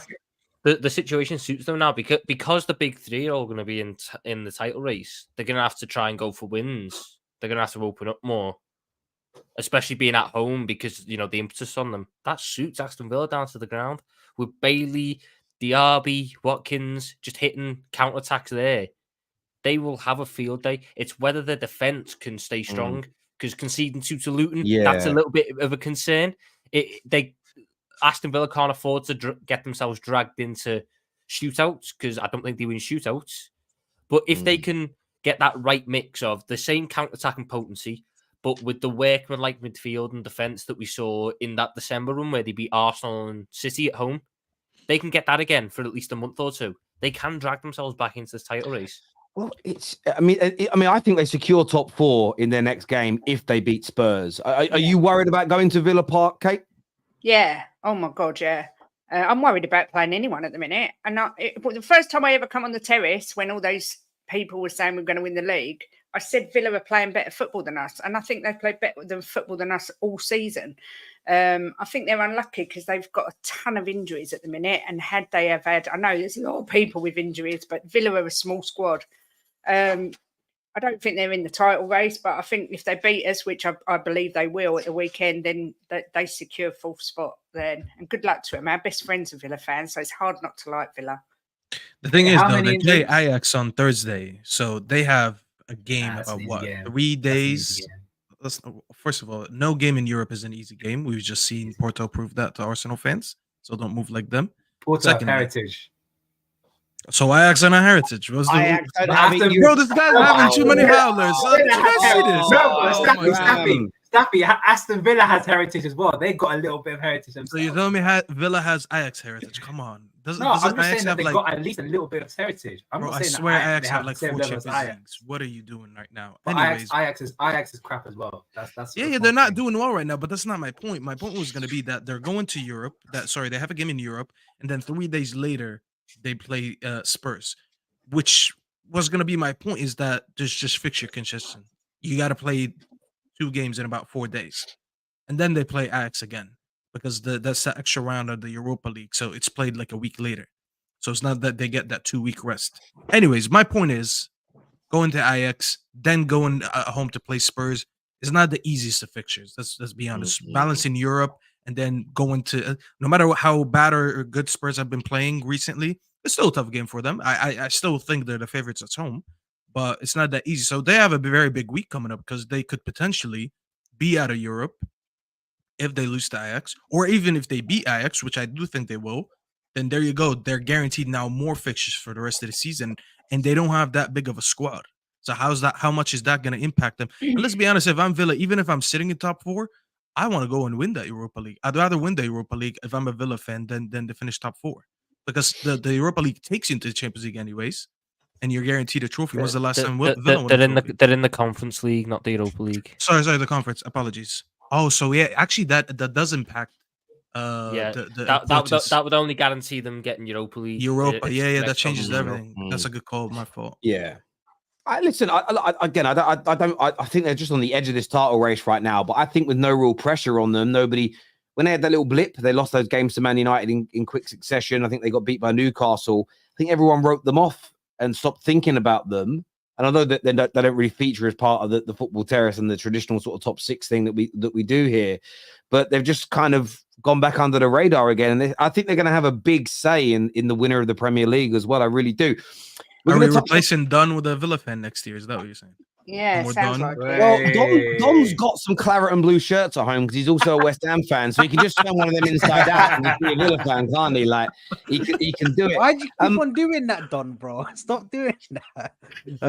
He goes to games. This is the thing. Don plays with his life, bro. He goes to games, bro. If somebody's Chelsea like ultras, bro, if they catch you, bro, like slipping, bro. Or West Ham ultras, do you know what I mean? Either or either, do you know what I mean? Wait. Don, you go to West Ham games? He loves No, Chelsea games, bro. He went to his victory parade. He goes to Chelsea. Chelsea games. If they catch him and they know he's been doing this, bro, the Chelsea guys will be like, "Fix up, man." I know. I think Chelsea fans are too stressed out about Pochettino anyway. Yeah. We're going to touch on Arsenal's game tonight. But before we do that, remember, Match Bingo is still available. The cards for tonight's games are still up for grabs. If you download that app now, there's 10 free cards per month until the end of the season. Don't miss out on that offer. There's money to be won tonight as well, playing Match Bingo when it's Sheffield United versus Arsenal. It does make the game more fun. I love playing it, whether it be what time of the game you've got to get free kicks, score goals, how many yellow cards are given out, and much, much more. It's a really fun and entertaining game. And the proceeds, lots of their proceeds go to the stroke association, so helping people and families that have suffered at the hands of a stroke, which is a terrible thing to suffer, a terrible illness and condition to kind of go through and have to get over with. So take a look at the app. It's a lot of fun. It's very inexpensive. The proceeds go to a very, very good cause indeed. And it does, as I say, it makes games a little bit more fun and a little bit more entertaining. My little thing is I only really buy them for the games where I don't have a vested interest. Then I can sit there, I can do it, and I can hope for things to happen that don't really have an impact on my club's season. So go and check that out at the end of the show. Scan the QR code on the screen or click on the link below. Sard, are Arsenal going to respond tonight? Are Arsenal going to respond tonight, or could this be a banana skin in your opinion? Definitely, there is some potential for it to be a banana skin. There's loads. Ram, can you stop laughing, please? Yeah, listen, there's potential, bro. It could happen. It could happen. There's a percentage. The percentage may be low, but it could happen. But listen, this is a game I should go there and expect to win. The win rate should be at least 90%, bro. That we should be going and winning this game. Sheffield has not been really Just that 90. great this season. Okay, 99. Khalas, do you not want me to give them just 1%? Why are we being hella disrespectful? Bro, Sheffield. They play Ollie McBurney up front. He's got more red Listen, cards than goals. Listen, Sheffield United, yeah, they drew with Aston Villa, who are technically about to be title contenders. No, they didn't. Oh Yes, my they did. They God, bro. They drew with them. No, they didn't. They? Yes, No, they they did didn't. 1-1. Well, Bramwell Lane. Talk about Bramwell Lane, bro. I'll tell you what happened. No, but they drew them against them at home. What happened at Bramwell Lane? They got we don't talk about slaughtered Bramwell Lane. 7-1. They got slaughtered. They got slaughtered. Hey, listen. Realistically, you're talking about a team that's conceded the most amount of shots, but only Man United are second behind them, yeah. But it's them. Bro. Hey, Come on listen. now, What's Cheap shot. Underdog Don't do that. mentality, man. Underdog mentality. I know what We're you going did there, into Don. this, Don't do that man. again. In Hamza's words, little Simba, man. I'm little Simba right now. You know what I mean? I'm trying to stay behind the. I'm trying to stay out of the limelight. You know what I mean? We're little Arsenal. We're little Arsenal. All right. Listen, hold on. No. Let him finish, Tom, man. We'll cook him right now. This is a Liverpool and Man City title race. You know, nobody's looking at Who Liverpool. said that? Arsenal. Arsenal ain't got nothing in this title race, bro. We get pushed to the side all the time. I know what you're doing. I know what you're doing. I'm just I know what you're doing. Do you know what he's doing, Don? Wait, hold on. Staffy, But you know what you're listen, doing, yeah? Do you know what you're doing? You know what you're doing? Can I land on my team? Can I land on my team, Go on. please? Land Go cook, on. bro. Because we gotta cook, bro. Land cook. Well, What are you doing anyway? yeah, listen, realistically, yeah, definitely should be a winner. I don't like going into games when everybody else has won, because there is still a sense of pressure when Liverpool and Man City have won. Sheffield United. Yeah, listen, we should win this, and I Wait, back tell him my again, team Terry. to go and win them. Such a fraud. Sheffield 100%. United. Tell him use again, the pressure. Terry. Sheffield Hey. United. You man are sticking 4, 5, 6 past them tonight with ease. Listen. My prediction. Are we going to predictions yet, or are we going to leave that to You later? can No. give We're yours. gonna cook first before. Yeah, we go on, Staffy. I'll hand the I'm going to hand the apron over to you, my friend. Here's the thing, Sad. This is why when people sit here and cry and say, "Why does no one respect Arsenal? Why does no one take Arsenal serious?" Wah, and they need validation. Then they have an Arsenal rep who comes on the show like you and speaks about hypotheticals. Oh, we should do this. We should do that. This could happen. This would happen. This might happen. And never once did you say, yeah, you know what? I back my team to win today. I'm looking at the recent form. We've been scoring too many goals. No, hold on. You said that in the last sentence after you thought you dug yourself a hole. Exactly. Hold on. No. There was no hole. Right, I was just explaining that. Didn't speak with no confidence. There was a mighty black hole sucking in gravity, bruv. And all of us know this, bro. Come on. All of us know this. This is why Terry said I'm going to hand him the apron, because the cooking is not going to end here. I'm sure everyone else is going to want to say something after this. Everyone here, even me and Don, with how shit our teams are, if we are playing Sheffield next game, we're like, you know what? We've been in bad form, but I back us to win this game. We should do this, and that. You are sitting here with arguably the best form in the league right now, scoring, I don't know, I have to hear Igal every time say you scored 21 goals in I don't know how many games. And then 25. Shameless 7th. 25, bro. I haven't seen 25 goals in I don't know how many months, and you've seen it just in the last couple games. And you're sitting here trying to play the underdog, the victim, and trying to do your best impression of Hamza, and saying, "Oh, I'm little Arsenal. I'm not supposed to be in the title." Blah blah blah. And you're Imagine playing Hamza- Sheffield, bro. Sorry. Imagine Exactly what he's doing. Imagine Hamza being your role model. That's a madness, bro. That's Hamza's the same Terry, Hamza yeah. that said he's an We got underdog Hamza. against Huddersfield, and now you're telling me you're an underdog in this title race going to Sheffield, bro. This is when you need to literally. This is when you need to have shame. Annihilate. This is what shame is needed. Bring back shame in 2024, because I miss when people used to have shame. If I'm in a title race going into Sheffield, I'm gonna sit here shamelessly say, yeah, 4, 5, 6. You think Tom is gonna sit here and say, well, we should win because the bookies have said that we're 90%. Bro, no one cares about that. You're supposed to sit here and back your team if you want people to take your team seriously and say we're gonna win the league. No one is taking that take seriously and saying, you know what, Saad today on the top tick convinced me why Arsenal are gonna win the league. Because he said we might be able, we just have enough to beat Sheffield. Come on, he should be doing better, bro. Nah, Staffy, what it is, yeah? Sheffield United's team is dreadful. Nobody Hold on, 3 Tom, yeah. points. Staffy, I know what you're doing, Son. Son's got a little bit of stage fright, yeah? Because everyone tonight is going to be watching Arsenal. We're going to be hoping that somehow Sheffield. You do have stage fright right now, bro. Because you're under the line. Never have stage fright. You're under the I line. back my team. I back my team 100%. Hold on, son. You are under the lights. You're under the lights. You've seen Liverpool win their game. You've seen Man City win their game. You know everyone's going to be looking at you lot. It's not a 3 p.m. game where you can just get away with a result or whatever, like playing well. Everyone is watching you lot today. And you've got stage fright. That's why you can't come out here with chest. When really and truly, you lot should be battering Sheffield. Let's be real about it. Yeah. You should be battering them. Bro. Yeah. You're standing at the urinals. You're standing at the urinals surrounded by some big men and you can't pee, bruv. That's the problem right now is you, my friend. You're like, oh no. I'm not saying Arsenal in general, just you. I cannot believe an Arsenal fan has played down playing one of the worst teams in Premier League history. You are not. Sheffield United haven't won a home game in 4 months. You're not guaranteed. By the way, Saad, the only thing that's guaranteed in life is death and taxes. Saad, in the last 5 games, you matched their entire goal scored this season. Just letting you know, nothing's gonna happen. You're gonna slap them, and you're gonna slap them bad. I don't want this humble thing. This is one. Yeah, it's gonna be a beat down. It's gonna be a beat down. If I'm being realistic, Sheffield United's last 3 home games: 5-2 loss, 5-0 loss, 5-0 loss. Yeah, you're smacking. So you was on Hassan's channel yesterday with your video with Arteta eating his meat off that weird man's fork, saying, "I trust my gaffer. He's going to take us to win the league." And now I believe my gaffer. You know what it is? It's more stage fright. It's more stage fright. He's got 5,000 people watching. Like, I can't do it. It's too many people watching me. There's no stage fright.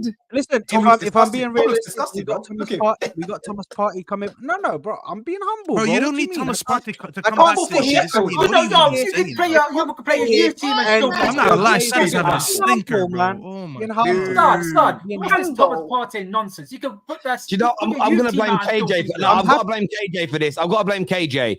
He's brought me in 2 subs here in Ram and Sard, and you both come on and giving away own goals. You've been absolutely KJ. I know you're getting married this week, KJ. But honestly, I'm gonna send KJ's wedding present. Bro, they're doing an Amrabat, Terry. They're doing an Amrabat. Come on, and they're scoring. They're giving away goals. That's what they're doing. It's crazy, viewers. I'd love to get your score predictions for tonight's game, Sheffield United versus Arsenal. And look, I think Arsenal need to respond, but they will respond. I would say this is me speaking my view on Arsenal. Arsenal fans watching, let me know in the comment section.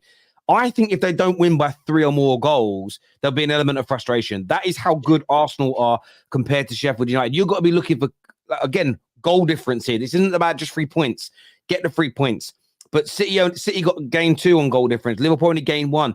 You win by 3, you win by 4, you win by 5. That goal difference, it could be an extra point, essentially, at the end of the season.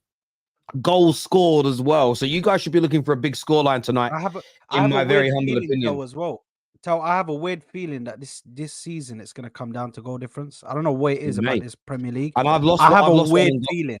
I've lost one on goal difference. Sheffield United's worrying you. If it's going to come down to goal difference, Sheffield United is the game which wins you the title, not loses, you know. You are We've got some super chats here. This comes from Gunner Be All Right. It's his first ever super chat on the terrace, so thank you. He says, Staffy, shut the hell up. It's called being humble and not bothering the football gods. We know what we are going to do. Watch this space. Bro, I have this fan base on strings, bro. This guy's never sent a super chat in his life, and his first ever super chat starts with Staffy, shut the hell up. It's unbelievable, bro. You're playing Sheffield. There's nothing. Listen, forget all the football gods and all that nonsense. We're actually here to talk objective. Whoa, it's not nonsense. They are real, brother. I'm just saying. Well, Terry, I'm talking about yesterday, did it? Was that? It didn't work. That's how yesterday, shit Ten Hag is. No, it did. You guys didn't watch the squad, did you? On Rumble, I said we were going to win. I ruined it.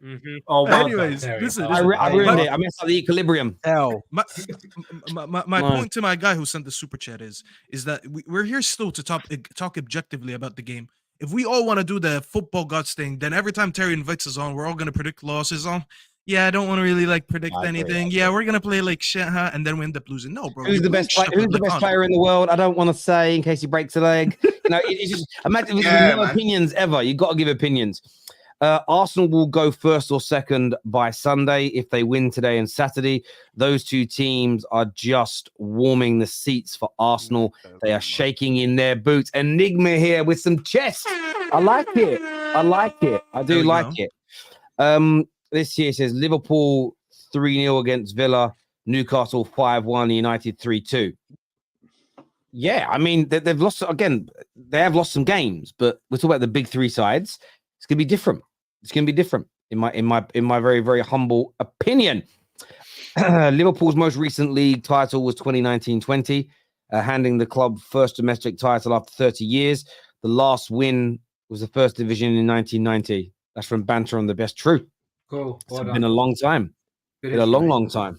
There was Kenny here says if Paul City draw, turn this into a goal scoring race as well, which can only be a good thing for the league. Yeah, I agree. Lots of goals are needed.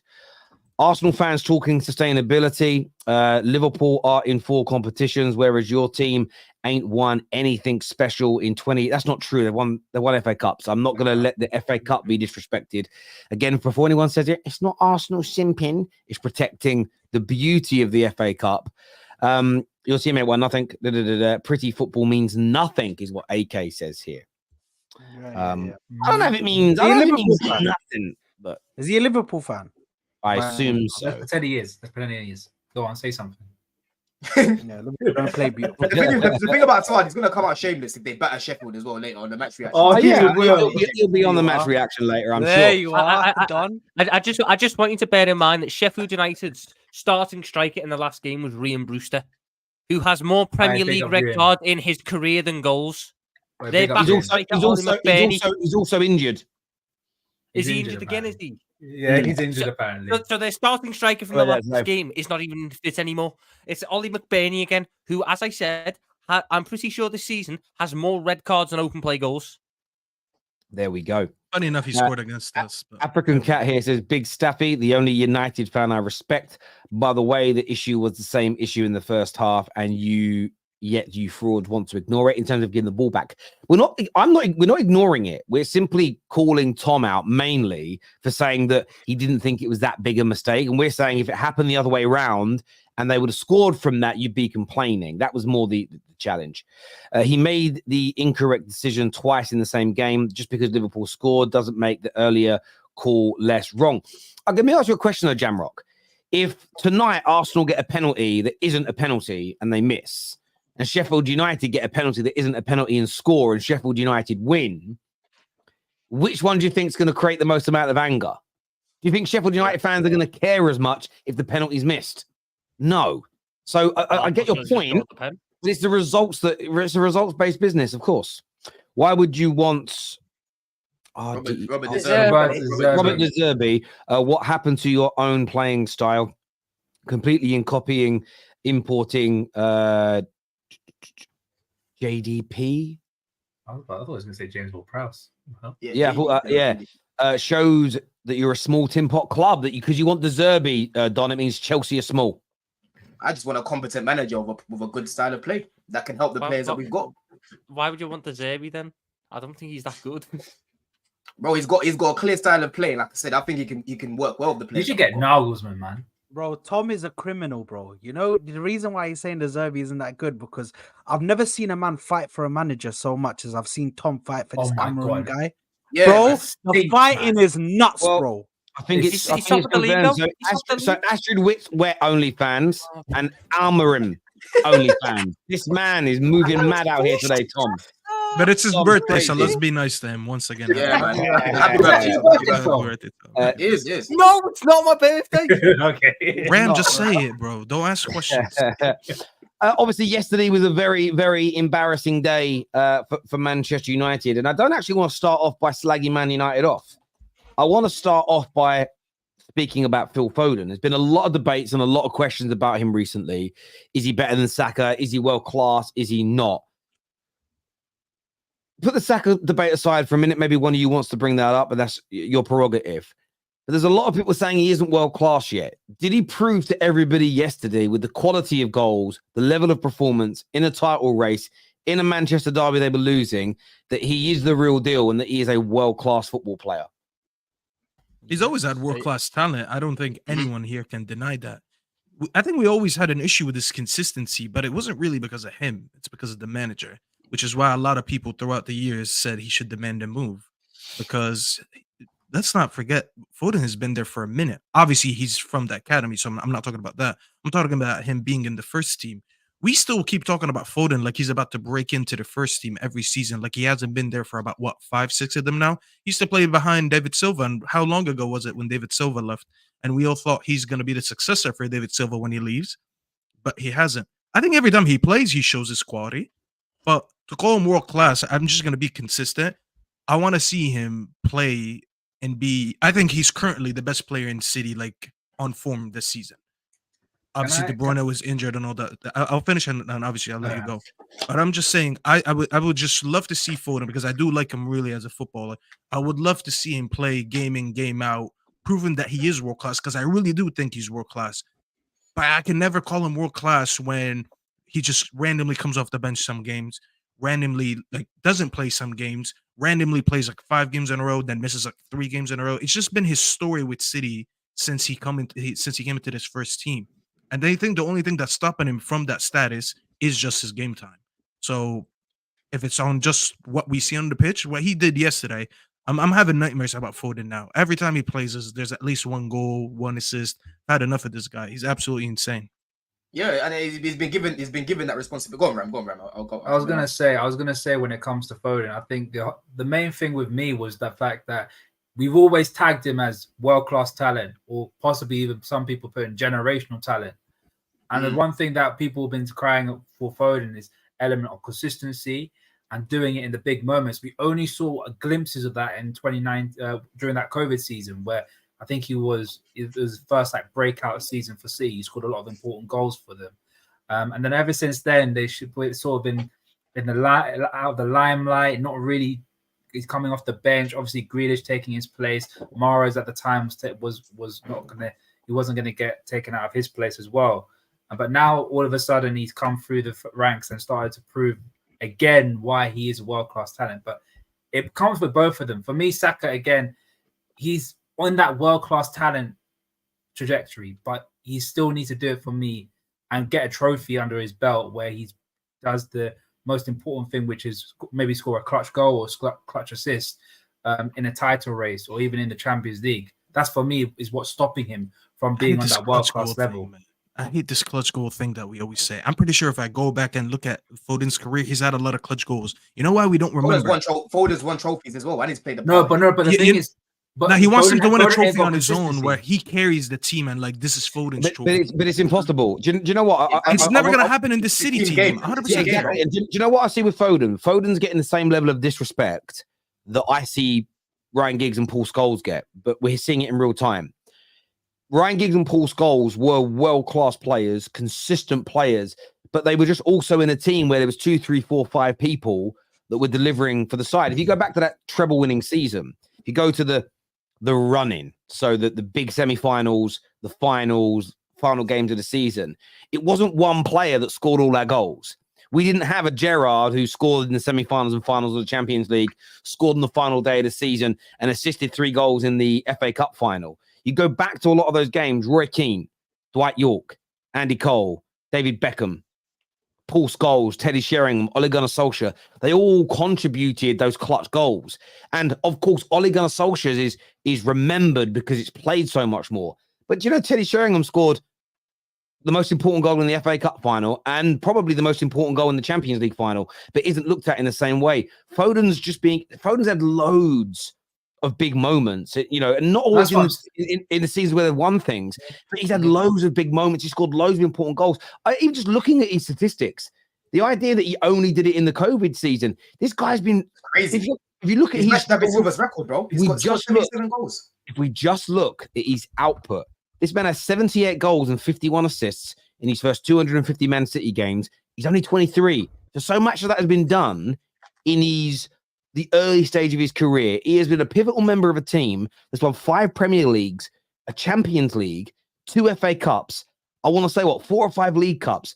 This kid has ability, goals, consistency, can play multiple positions, and has been an integral part, not the superstar, but an integral part in multiple title-winning teams, multiple trophy-winning teams. For me, he is the sheer definition of what a world-class player is.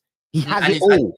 And this season, Terry, and this season, Terry, where he's been given that responsibility to step in while KDB's been injured. Because at the start of the season, the conversation was, listen, Foden's now getting that opportunity. Before, obviously, there's politics. Like, he had Mahrez ahead of him. He had Bernardo Silva ahead of him. Pep probably trusted them a lot more, right? Certain games, Foden would start, but most of the time, you'd see him on the bench and you'd see him come on and still contribute, right? You'd still get an assist or you still get a goal. Or things will still be going through him where he's contributing and helping his team win the games, right? But now you're actually seeing this world-class talent actually stepping up and performing at a world-class level, right? And this is why one thing about Foden, hold on, Ram, yeah. And one thing about Foden as well, bro, to not get loaned out by Man City with all these world-class players that they've got, a world-class manager, for Pep to literally look at him and say, listen, I'm going to mold you, yeah? Because at the beginning, Pep wasn't playing him when he first broke through. He was bedding him in here and there, giving him minutes here and there, giving him minutes here and there. And then now look at him. He's helped to develop him into the player that he is. Obviously, the first game I ever saw Foden was in the FA Youth Cup when he played against Chelsea and they lost that game, yeah?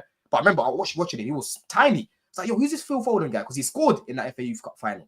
I said, this guy's getting all the way to the top. Do you know what I'm saying? It's clear, like natural ability, clear. And I've seen a few Chelsea fans getting mad about what Scholes said about him and Lampard. For me, I don't think it was a wild take. I think naturally he's more gifted than Lampard. Lampard wasn't naturally gifted in terms of the natural ability. He was a good footballer, but a lot of what he did was because of his hard work. Phil Foden, a lot of what he does, you can't coach, bro. You can't teach it. You know what I'm saying?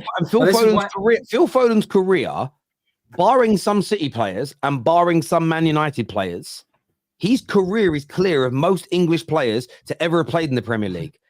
Because you have to look at the trophies and the trophies that he has been integral in winning. You know, 5 Premier Leagues he's already got. And he's played parts in it as well, not just sitting there like Bruce. I think maybe the first one, it might have been very minimal, but at least the last 4, he has played a lot of games, scored a lot of goals, and been an integral part of the team and squad. Like his career, and he's still only just getting started. He's 23. He's just getting started now. This kid's going nowhere. He's going nowhere. You've got another 10 years of this motherfucker. Like, legit. If they win the league this year, he probably wins Player of the Year for the entire Premier League. He's been that good. I think I'm sorry, but on a base level, if you win Premier League Player of the Year, you've got to be at least world class because you've beaten out world class players to win that award. Yeah. What were you going to say, Kate? I was going to say Foden to me was the difference yesterday between the two teams from the beginning, but he gives me Gaza vibes. I just think he is incredible. It's a lot more than that, Kate. It's a lot more. Absolutely. Staffy, just shut up. He does. He reminds me of Paul Gascoigne. I think he's an incredible talent. I don't understand the comparison to Saka. From what I'm reading in the chat and what I hear, the only people who will argue that Saka is better than Foden are Arsenal fans, and that's a tribalist thing, and I get that. For me, there's absolutely no contest whatsoever. Foden is miles clear. He is the most incredible player.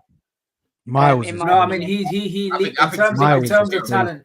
in terms of talents in this England, Miles set, is in this Hang on, English one second, generation, Ram, he's sorry, the let me- leader. Right, no, just interject it. When you say Miles clear, like break that down for us, Kate, please. Well, I think that Foden is world class. In my opinion, I think he's proved that this year. He's grown up, matured, and he looks a different sort of gravy to Saka. So I don't think Saka's world class. I don't think he's nearly world class. I put him a couple of levels below. So that's what I mean by miles clear, because I think Foden can walk into any team and make them better. Saka, I don't, because he disappears too much in games for me. Saka, the funny thing, Saka disappears in games. Saka does this, Saka does that. He's had a shit season this season, even though the stats proved that he was like for like on stats with Foden. They were both got the same, eyes, man. with goals and We assists. can't When be goal and doing assists this, on man. technical ability, of course. Foden is better than him on technical ability, of course. But output, bro, Saka's just up there. And And Terry, that's the I'm reason gonna why. add That's to the the reason point. why. The only guy- Saka's- hold on. Let me just say something. One second. Saka's adaptability to adapt to situations is very good. Yeah, that's why I think that Saka, the fact that Foden can't get a starting place in that team, and I think Saka would walk into that Man City team and would Bro, Foden scored from the right. Yes. Now he would walk in. Foden has started 25 out of 26 the starting position. He would demand a starting position and would demand a starting position. Foden has This is what I started mean when I say the 25. overrated Saka. This is what I mean. Phil Foden has started 25 out of 26 games for Man City this season. How is that not a starter? Because he'll get dropped, bro. He'll get dropped in certain So let games. me ask you a question then. So Saka will never get dropped, bro. He'll never get dropped. Saka starts. Hold on, let me ask you a few questions inside. So Saka starts ahead of Mahrez and Silva last season on the right for Man City last season. Silva, maybe not Mahrez, because I actually rate Mahrez highly. He starts ahead of Silva on the. No, he doesn't start ahead of Bernardo Silva is not a winger, bro. Silva's probably better than Mahrez. What do you mean? He played as a winger. He was playing as a winger last season, bro. What are you talking about? He was playing as a makeshift winger. Okay, if we're gonna do that, Bernardo Silva played as a makeshift winger, played in the midfield, played at left back, bro. The guy was playing all over the place, so he didn't have a definitive position. Has he been playing right wing for all of his career at Man City? No, he hasn't. He's been playing centrally. He's been playing. No, but he started his career as a right winger. Don't change the question. Don't change the question. Can I ask you a question? Do you think if Saka went to Do you think if Saka went to Manchester City, he wouldn't be rested for certain games? When you consider that Pep rests everybody for certain games. No, I think he'd be rested for games. But all I'm saying is, in the times that Saka would be in that team, where Foden was in that team, I think he would have gotten into that team quicker than Foden. I'm going to say this. And actually being able to stamp a position down. Saka is absolutely brilliant. Everyone knows I rate him. The difference is this. I've seen Arsenal fans for the past 2 to 3 years complain, and rightfully so, about the amount of game time Saka has had for a young player. If Saka was coming through Arsenal when you were at your now, his first game was this season, he wouldn't be starting as many as he did initially, because you had someone else on the right or someone else on the left that was of a top level. You could bleed him in. You could bleed him in over a period of time. Saka at times was thrown in the deep end, and he did a fantastic job. There's no doubt. Saka's got the ability to play for Man City, in my opinion. There's no doubt about it. I think he's good enough. If he was part of City's academy, he'd be part of this City squad. But he, in the same way Foden has been, would have been bled into this team and nurtured slowly, and not just thrown in the way he was at Arsenal. The same as if Garnacho, I'm not saying he's as good, but if Garnacho was at these clubs, he wouldn't have started the amount of games he has this year. He would have been slowly bled in.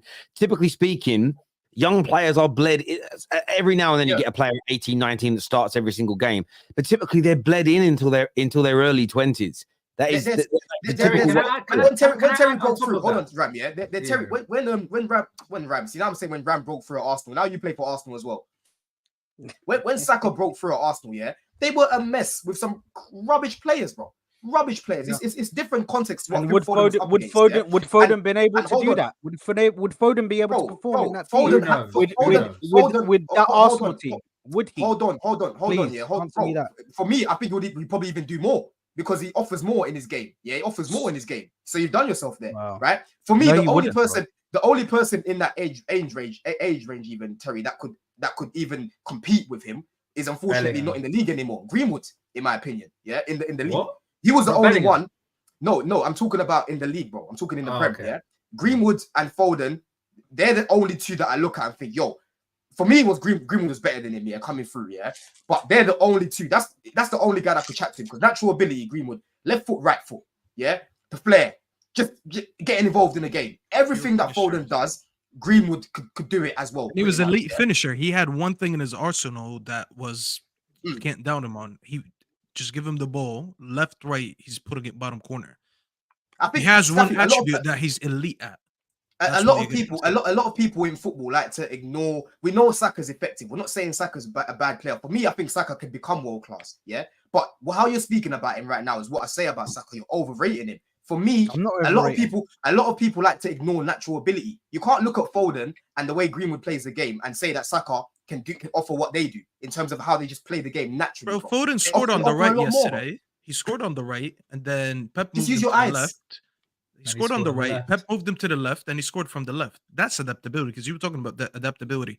The one thing that I personally like to rate about players is if you can play multiple positions and if you can play in central positions.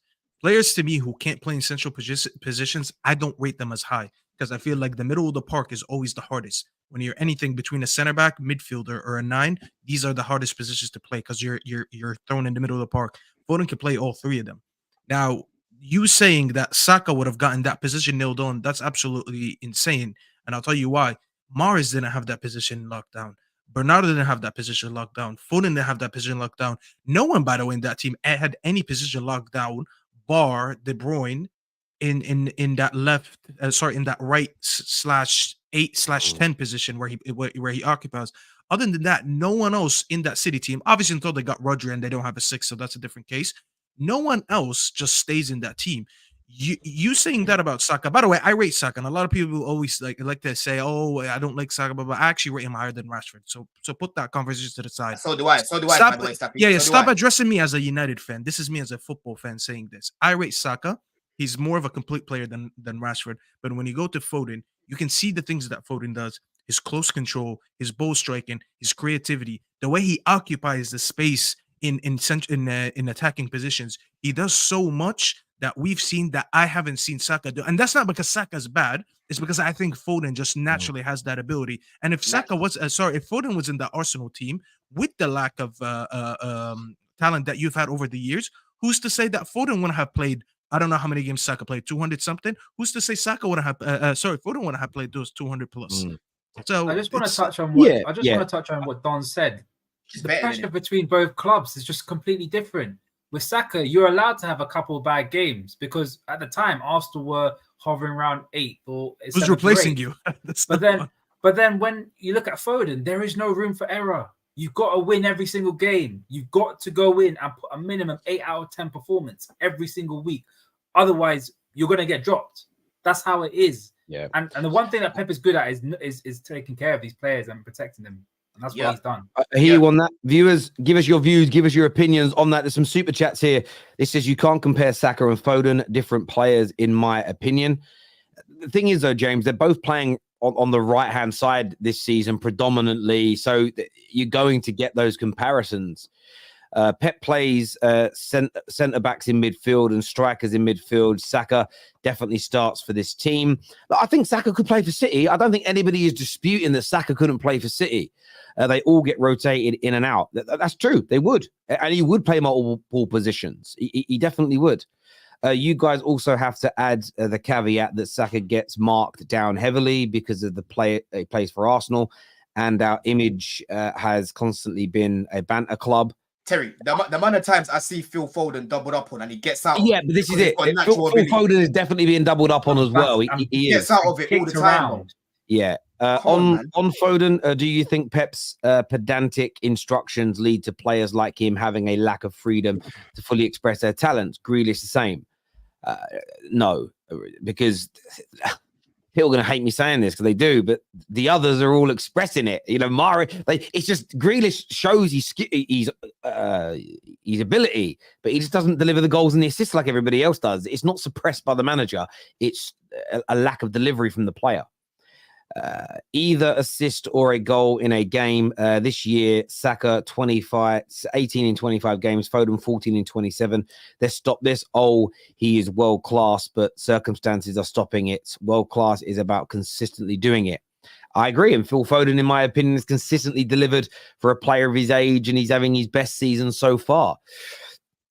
World class speaks for itself, not in 1 or 2 games. Give it the rest of the rest with hype. Is anyone disputing Salah or KDB? No, but I think Foden has been consistent for a long time. And I think this year he's going to an even higher level. If Arsenal win their 2 games in ahead and Liverpool draw against City, Arsenal go top in the title race. Yes, they do. It's why tonight is an important game to win. Staffy, there are still Man United fans for the end of the show. We are going to touch on this, defending Erik ten Hag today after he came out and said we played well yesterday, after he said that we defended well when it was small margins. Do you understand this defense of the manager? I'm coming to you as a top red.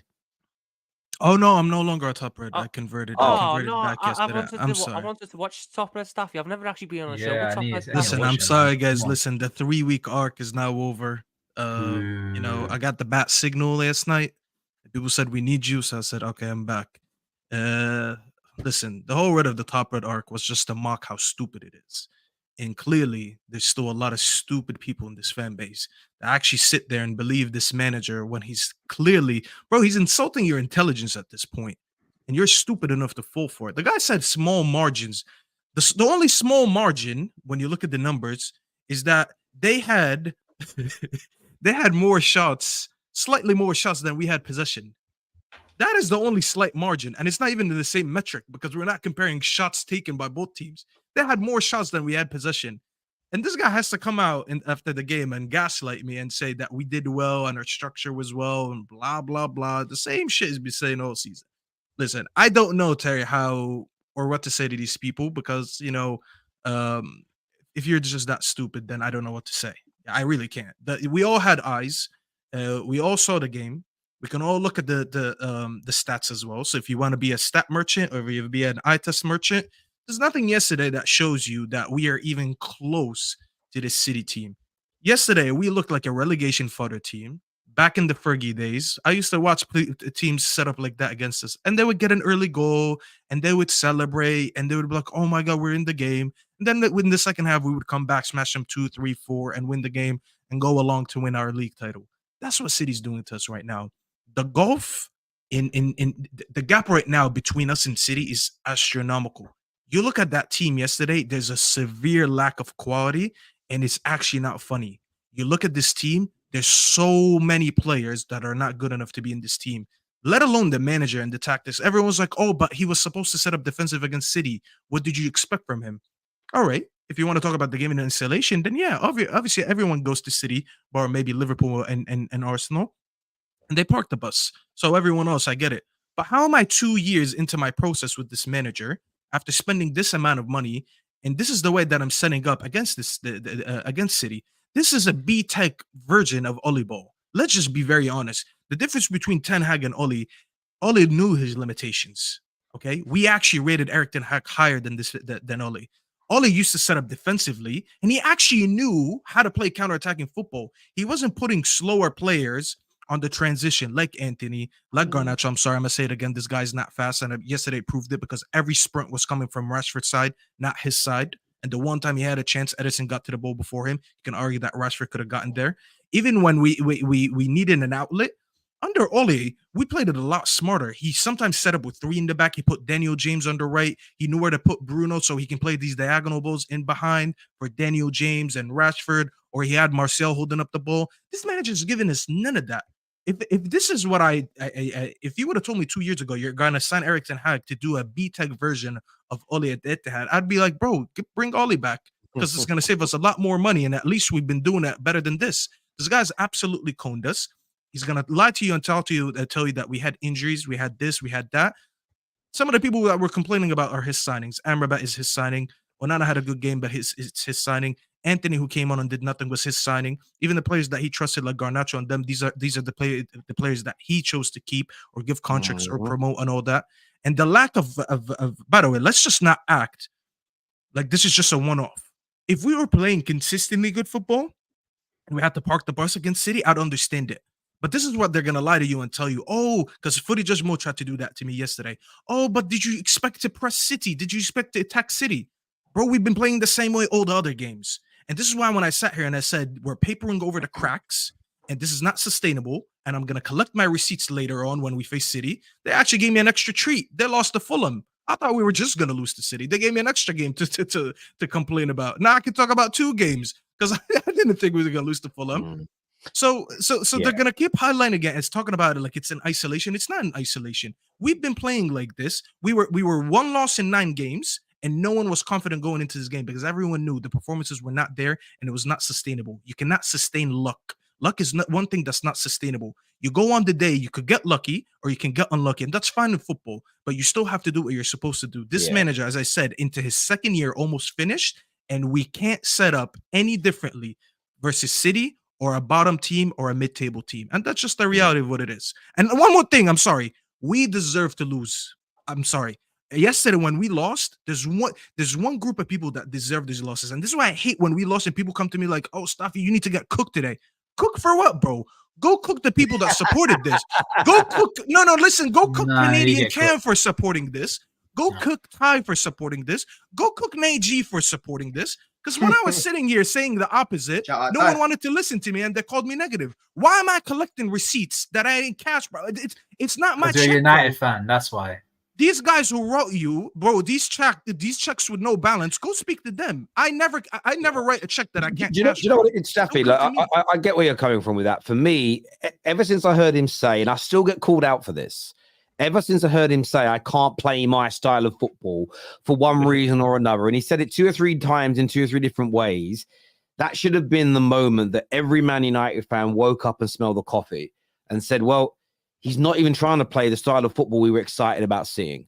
We have bought the wrong players for the wrong manager who's trying to implement a system that he has no idea on how to manage. And we set up correctly yesterday to avoid an embarrassing scoreline.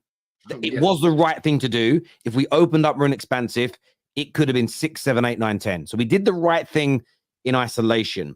But what it's demonstrated to me, it's been the better part of 2 years, £500 million invested, and we are no closer. In fact, we're probably further away from Man City now than we have ever been in our club's history. And the idea is you've got to bridge that gap. And I understand. I'm not suggesting that everything is Ten Hag's fault.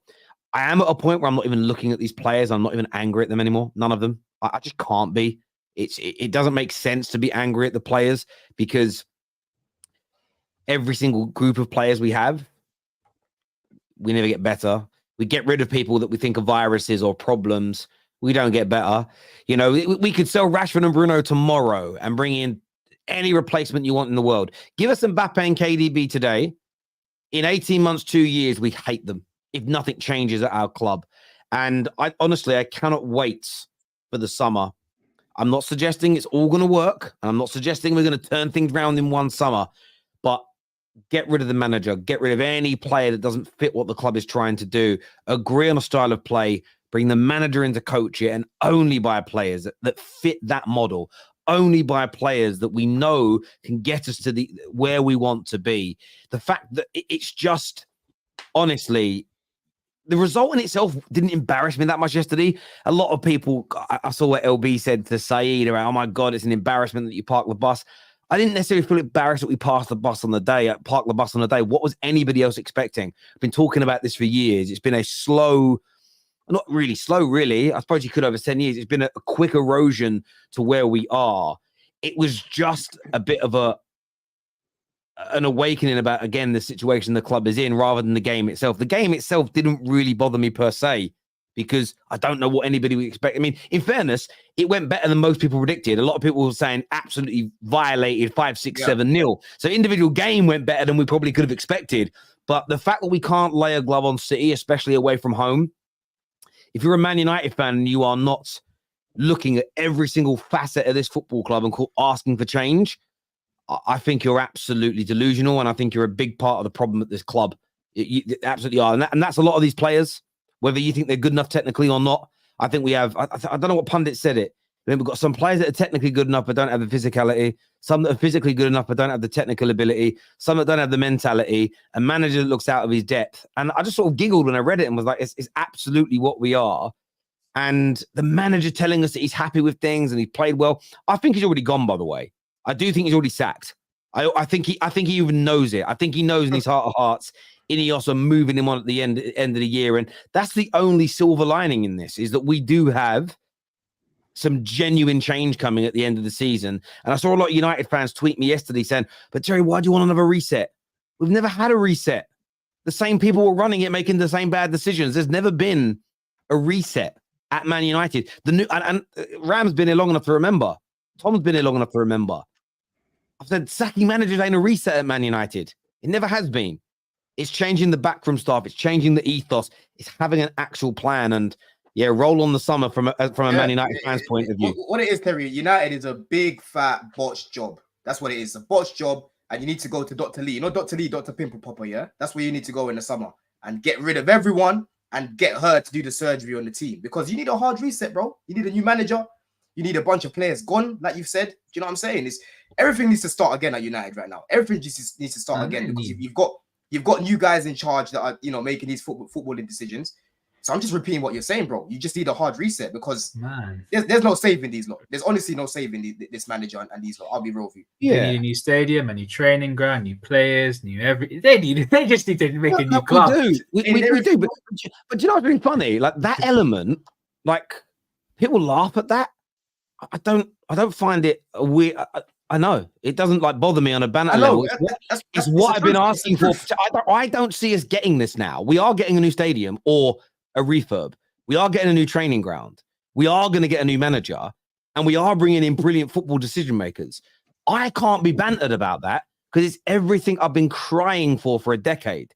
Do you know what I'm saying? It's like me being poor and you teasing me, Rams. I know you got no money. You need to win the lottery. I just have you, dickhead. Like you can't banter me about it. Like I am positive about the future of Man United. I genuinely am positive about the direction we're going to go in. The next 2.5 months, though, is just going to be a little bit painful, and we've just got to take our medicine. It really and truly. But if the next 2.5 months are like that yesterday, Jesus Christ, I don't feel sorry, because it's United. But my God, I went to that game yesterday, want United to win, and I left that game going, I understand why United fans want Terrag out and why they want half these players out. 90 minutes I had to try and back them. I was done with Rashford after 20. Garnacho got another 5 off me. Dalot was probably one of the best. Victor Lindelof, don't get me started on him. He's useless. Sofian Amrabat came on. Would be better off if you just played with 10 instead. He was about as useful as a wet paper towel. He was pointless. If that is the standard, Jesus Christ. And you don't fix that straight. That's not a one-window fix job. There's too much ingrained in that. How are you, man, sick? Let me ask you a question. Tom, when you say one-window fix job, do you talk about challenging for a Premier League title or playing better football? Getting United back to a level where they are respected in the way that they should be for the size of the club they are. Yeah, so that's not going to be fixed in one window, but what can be fixed quickly, because Unai Emery's done it, and to a certain degree has done it, and I'm not saying they've been amazing this year, but you can play a better style of football. Oh, yeah. In the summer, you could get rid of 7 or 8 players, buy 5 or 6 players, promote a few talented youngsters with the right coach and the right drills and the right system. Our football, and if our football, by the way, was really good right now, but we were getting these results, but we were balling, nobody would be calling for the manager's head, because you can see light at the end of the tunnel. That's the one thing we have not done once in a decade, where you've gone, we ain't getting the results, but I can see what we're trying to do. And I think with Spurs, and Kate, you can agree or disagree, although it hasn't been perfect, you can see what Ange might be able to do with the right investment, as an example. I think a lot of Arsenal fans, and they haven't won anything yet, but at the beginning of Arteta, when a lot of us were saying a man's got to go, they were saying, no, I think there's someone that's going to develop a good team here. He hasn't won a major trophy yet, but let's see what he does. I think Liverpool fans, they were conceding loads of goals early on under Klopp, losing finals. But most Liverpool fans said, yeah, but we see something here. We haven't really had that at Man United too often. When we won the League Cup last year, there was a feeling it could happen. But it started to regress very quickly after that. And yeah, as I say, yesterday was an embarrassing day, but Hey, he said we might get top 5 because top 5 could take you to the Champions League. So hold on a minute. You came in last year with your big bullocks and said era's come to an end. It's because he's done. And now you're saying we could get 5th. That you could just tell when someone is drowning, like he's just trying to hang on to anything. He's done out here. He's 100%. done. And if I'm a player, Terry, if I'm listening to this, imagine I'm a player. No, imagine I'm 100% done. He does remind me of Poch with the shit that he says now. And I was actually going to tell you, you could probably relate to some of these quotes because it goes down from the manager down to the players. If I'm one of the managers, and let's say I was on this, let's say I was in the game yesterday. I don't know, I'm Garnacho, I'm Rashford, and I'm sitting there after we lost, and I'm like, bro, I feel humiliated. Damn, we just got our ass kicked. And then, what's the manager saying? I'm looking at him. Yeah, it was close margins. I'm like, what? What close margins? You're literally lying to us right now. And I feel like we got our ass kicked. That mentality is the same thing what Poch did, where he told you guys to defend in extra time against those Liverpool kids. It just sets a different perspective when it's like my manager really has a loser mentality. My manager has no clue what he's talking about. I don't believe anything my manager says. So how does that reflect on me as a player? Because don't get me wrong, I do think a lot of these players need to go, but I do still think not all of them are this bad. They're not good enough to win a league. That's a different conversation. But they're all better enough, in my opinion, to be playing a better brand of football than what we're seeing right now. Yeah, and that won't change until the manager is gone. Because if Ange can go, Ange got a draw with 4 fullbacks at the Etihad. You know why? Because as crazy as this guy is, he said, this is who we are. He set the mentality in these players that we're going to impose ourselves. Now, it's not going to work every time because that's insanity. But at least he made them believe in what he's saying. And they got a draw with a worse team than ours. No, I agree completely. And I think for me, my final thought on this is very much this. Why I'm not having a go at players, even the Brunos and the Rashfords, they're getting a lot of criticism. And I understand why they are. And I know not everybody's cup of tea. But our system is such a problem.